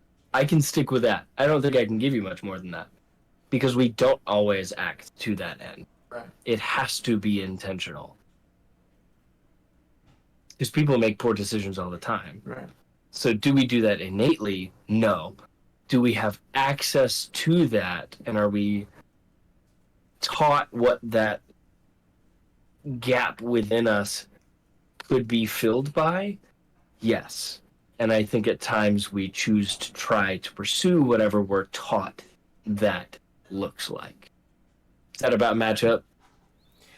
More or less, but I think it goes more along the definition of what that specific person finds as good. Right. Because, like, you could argue it's innate, but our definition of good is different. What I may think is good, someone else might view as very bad, and vice versa. Mm-hmm. So it could be argued either way. It could be argued it is innate that we seek good in the world, and we seek those things, and our definition of good is different. Or it could be not innate that we seek it out, and it's more happenstance. Okay. Okay, so innate. Yeah, this is so strange. Innate, I think we begin by seeking the good for ourselves. And that good being what we determine to be good by our own definition to be. I think we naturally are inclined to goodness for ourselves. It is in learning empathy, essentially, that we discover that there is the power to change other people's lives for good or bad. However we define good or bad. Right. And it's in that discovery of empathy that everything changes. When you meet people who do not possess empathy, it is a wild experience because that person is the main character. Everyone else is an NPC who does not matter. That person has not put themselves in somebody else's shoes. That person does not care what the consequences of their actions are. It is borderline, I think, sociopathic when a person either doesn't possess empathy or possesses it in minuscule levels. Like, it is frightening. I've met very few people, but they are like, I was like, oh wow, okay, yeehaw. Terrifying, isn't it? yes, I am not going to interact with you anymore. You would be a plague in my life. So, but in discovering empathy, right, like that is how valuable empathy is, because when it's done the wrong way or it's not possessed, it can be incredibly harmful. But when it is possessed and acted upon, that's when we say, okay, the innate good that I seek for myself, I can also seek for another. And that's when the flip is switched. I don't think we seek it initially for other people, but I think we can be taught, hey, you know how you want these things and you seek this good for yourself. Incredible. So do I, and so does that person, and so do these people. Yeah. And once that clicks, once it's not just like I understand that concept, but you either are the other person or you have an experience where you deeply impact somebody and you understand it, and then you start to believe that, and other people become true human beings with like lives and feelings and hopes and dreams. That's when the rubber hits the road. That's when you really get started on like, okay, I can change this world for a better place, however I see that to be. If there was a society where everyone was like that, as you're saying, could everyone be truly happy? Would everyone be fulfilled in that? If everyone's able to be similar, Is it empathetic? Did I have it wrong when I was saying generous? Empathetic may be a more encompassing concept, because empathy would provide generosity in a culture. Like if I was a farmer and I farm a whole field of corn, I will only keep as much corn as I need, but I will also make sure that the other people who, if I have empathy, I understand who they are and what they're experiencing. You'd have to have them both hand in because hand. it's not complete selflessness, as Jeff has said, right? If it's complete selflessness, you yourself would go away. But empathy, it's like you understand because from your own experiences. So you wouldn't Mhm. just give away everything because you understand, like, oh, I need this to live, but also they need to live as well. Right. So here. Yeah. Yeah. This is just Jeff. How do you feel about that, Jeff? I'm You're a big I'm sponge. still pondering Vin's, in a perfect world where everyone thought the same like that. That can't exist. I know. Even in fantasy, it wouldn't work. It wouldn't work. It would collapse. How? If everyone is truly selfless, there's no hate in the world and things like that. Like, Empathetic. Different term. fair, but use your example of the rats, Vin. But They but were they, given but they would- everything they needed and got bored and started fighting each other. but that's a different scenario because it's a hand above them gave them it, whereas if we were going to use this as rats, the rats themselves gave each other the water, the food, like they were self-sustainable somehow. I'm imagining this rat with the like a whole. But those are two different scenarios. Yeah, two different What he's saying Okay. is that So let's say you have that empathetic society, but everything is provided. Correct. What do empathetic people do? okay, Oh, so everything's taking away that everything is provided. If we all had to Right. work for everything and we just shared everything, Right. there's still Yes. one massive hurdle. Human greed. Yeah. It's the problem So of there'd have to be no greed in the world for that type of a society to work. yeah. Because using your example of the corn, you're a farmer, you grow the corn, you keep what you need. If greed is not gone, you're going to be like, well, I only need 15 ears of corn to make it through till next harvest, but I think I'm going to keep 20 and sell those last 5. It's how greed works. If It, greed's not unfortunately, gone, like, kind of finds itself in a prisoner dilemma situation where it's like if one person says plus, the other person says plus, neither of them get it. But if one person says plus, the other person says minus, the plus gets everything. And so they're like that prisoner's dilemma is encouraged that both parties act selfishly but then if both act selfishly, nobody gets the prize. That's essentially the society that we live in. So empathy by itself doesn't work. You would need to get rid of You would need to punish the greedy people. Greed. Mm. Which is a very slippery slope to say you have to be empathetic and also generous with your empathy. If you aren't, we're gonna put you in jail. Like, Now, if we go full fantasy and say all those negative things are gone, like, would that society work? Sure. I think eventually they get bored. but that's implying that vice doesn't exist. Right.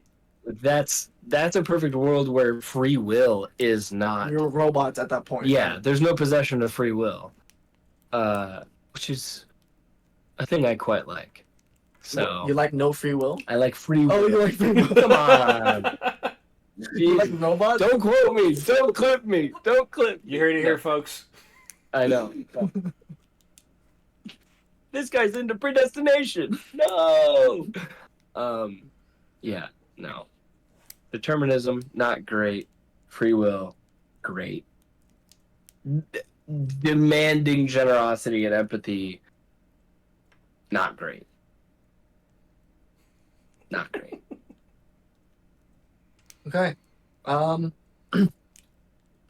we can go to our last section. Is each of us gives a testimony with like happiness. How is happiness? How have we lived with happiness growing up, or just throughout our life, and how it affects us? And yeah, Colin, you want to start? Oh, Vin, I think you're gonna kick us off with this one. Oh, you want me to kick it? I think it's been a little while since you've started us on a question. So. Yeah. I gotcha. Happiness for me. Let me think about this. For sure, I would say growing up, I wasn't truly happy. A lot of problems. Yeah, there were moments of happiness. Sure, everyone has moments of happiness, but overall, I was not happy. Right? I was the weird kid. I was overweight. Not. I didn't have the girl. I didn't achieve things that I want to achieve. So, growing up, yeah, I can say for sure that I had a lot of problems, and it showed out. I was just angry at all, like everyone. I didn't listen to my family. From 13 to 16, me and my dad argued every single day. Just would not listen. I was just so stubborn. By 18, I had a blueprint of who I wanted to become, and that's kind of when the shift took place in happiness. I started to feel more fulfilled. I had some kind of purpose, right? I was like, I want to work towards this thing, and that just gave me some kind of purpose. And then going into college with that purpose, I also found out more of a spirituality, and long story short, I found God through that, and that provided me even more purpose and fulfillment and happiness. So yeah, by the time I was 24, I was like, okay, I believed in the 25, your brain stopped developing. I was like, I have a year left. Do I like who I am? Are there any kinks I need to work out? I was like, yeah. By 25, I was like, you know what? I'm good. I like who I've become. I like who I am. That made me feel fulfilled and happy. The next part was finding God and living His life, and I was like, yes, I feel good in knowing that there's like an eternal solace, So yeah, and the beginning, just living a very human life of trying to all of the vices, right? Of like just lying, cheating, trying to get ahead, greed, all this stuff, and lusting, and I was just not happy. Once I found the life of being there for others, camaraderie, and just doing good and living life in a positive manner, that's when I could say I was genuinely happy. So, and that's me. Jeff? Colin, Yes. your turn. Okay.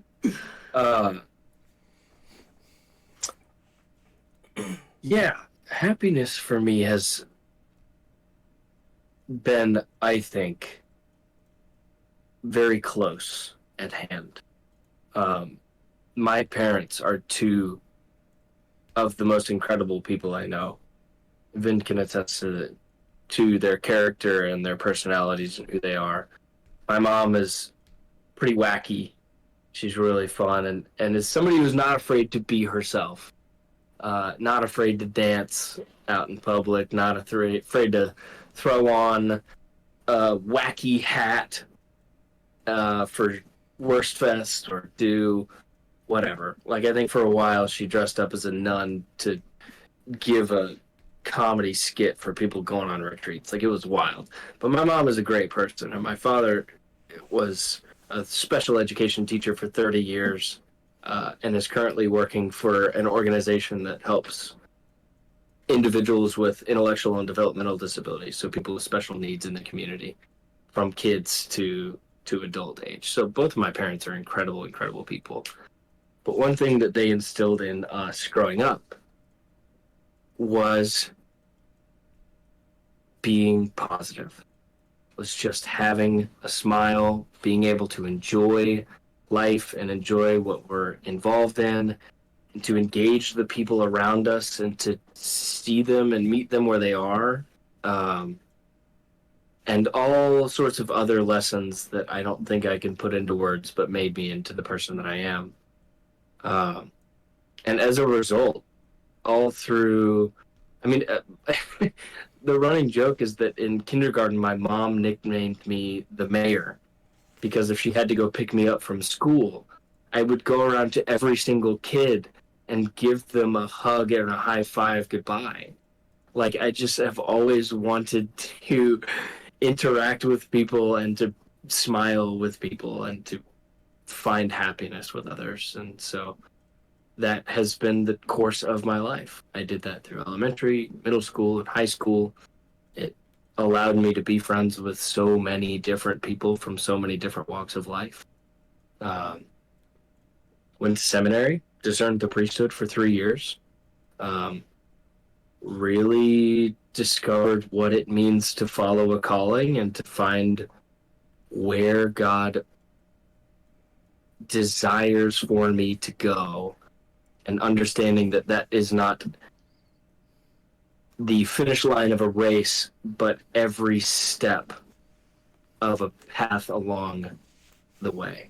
In that you don't necessarily have to be called to an end goal, but you can be called to the next step. And so those 3 years there were a step that I needed to take, and then leaving was the next step I needed to take. And ever since, it's been small steps through a lot of jobs and a lot of interesting relationships, and all the while trusting that I am where I need to be and that God is going to continue to put the next step in front of me. And all the while, He has absolutely blessed my life, and I have been very, very happy. My relationships, my family, my jobs. It's been an incredible life.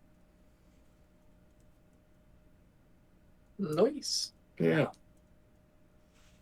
Very little of a story of overcoming strife for me.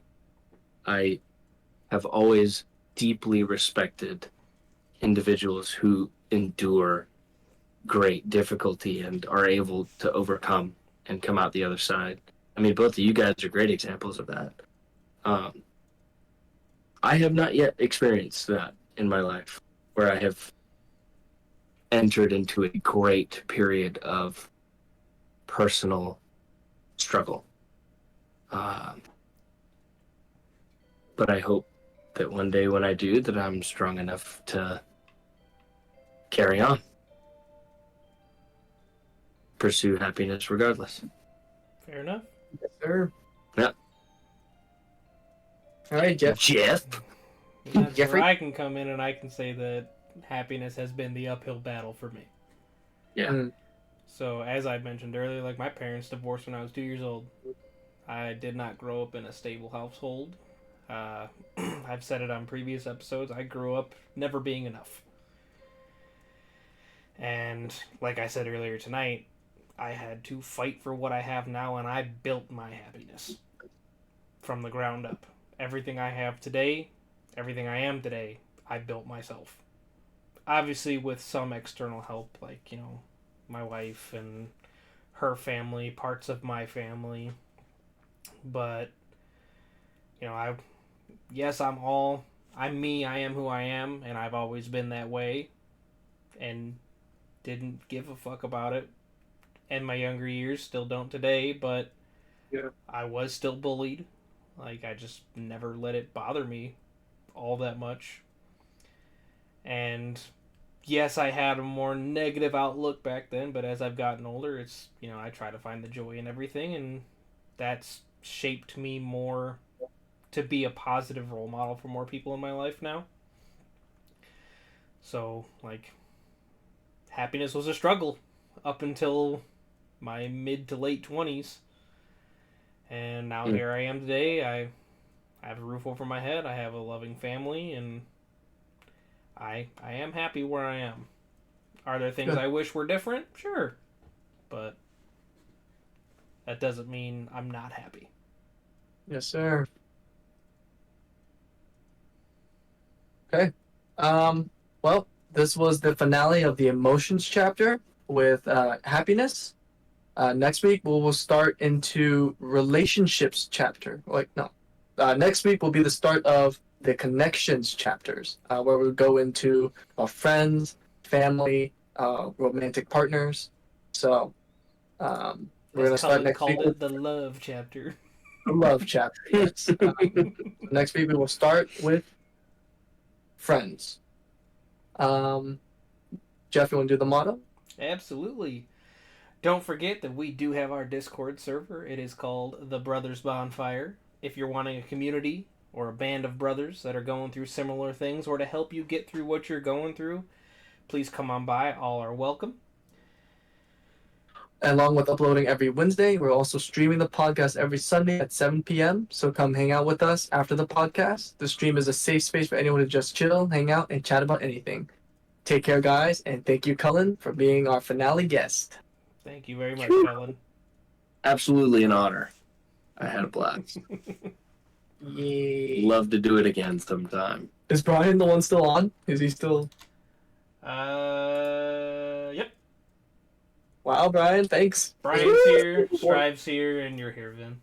Hey, drive as well. Let's go. But I am going to shut the stream down now. Yep.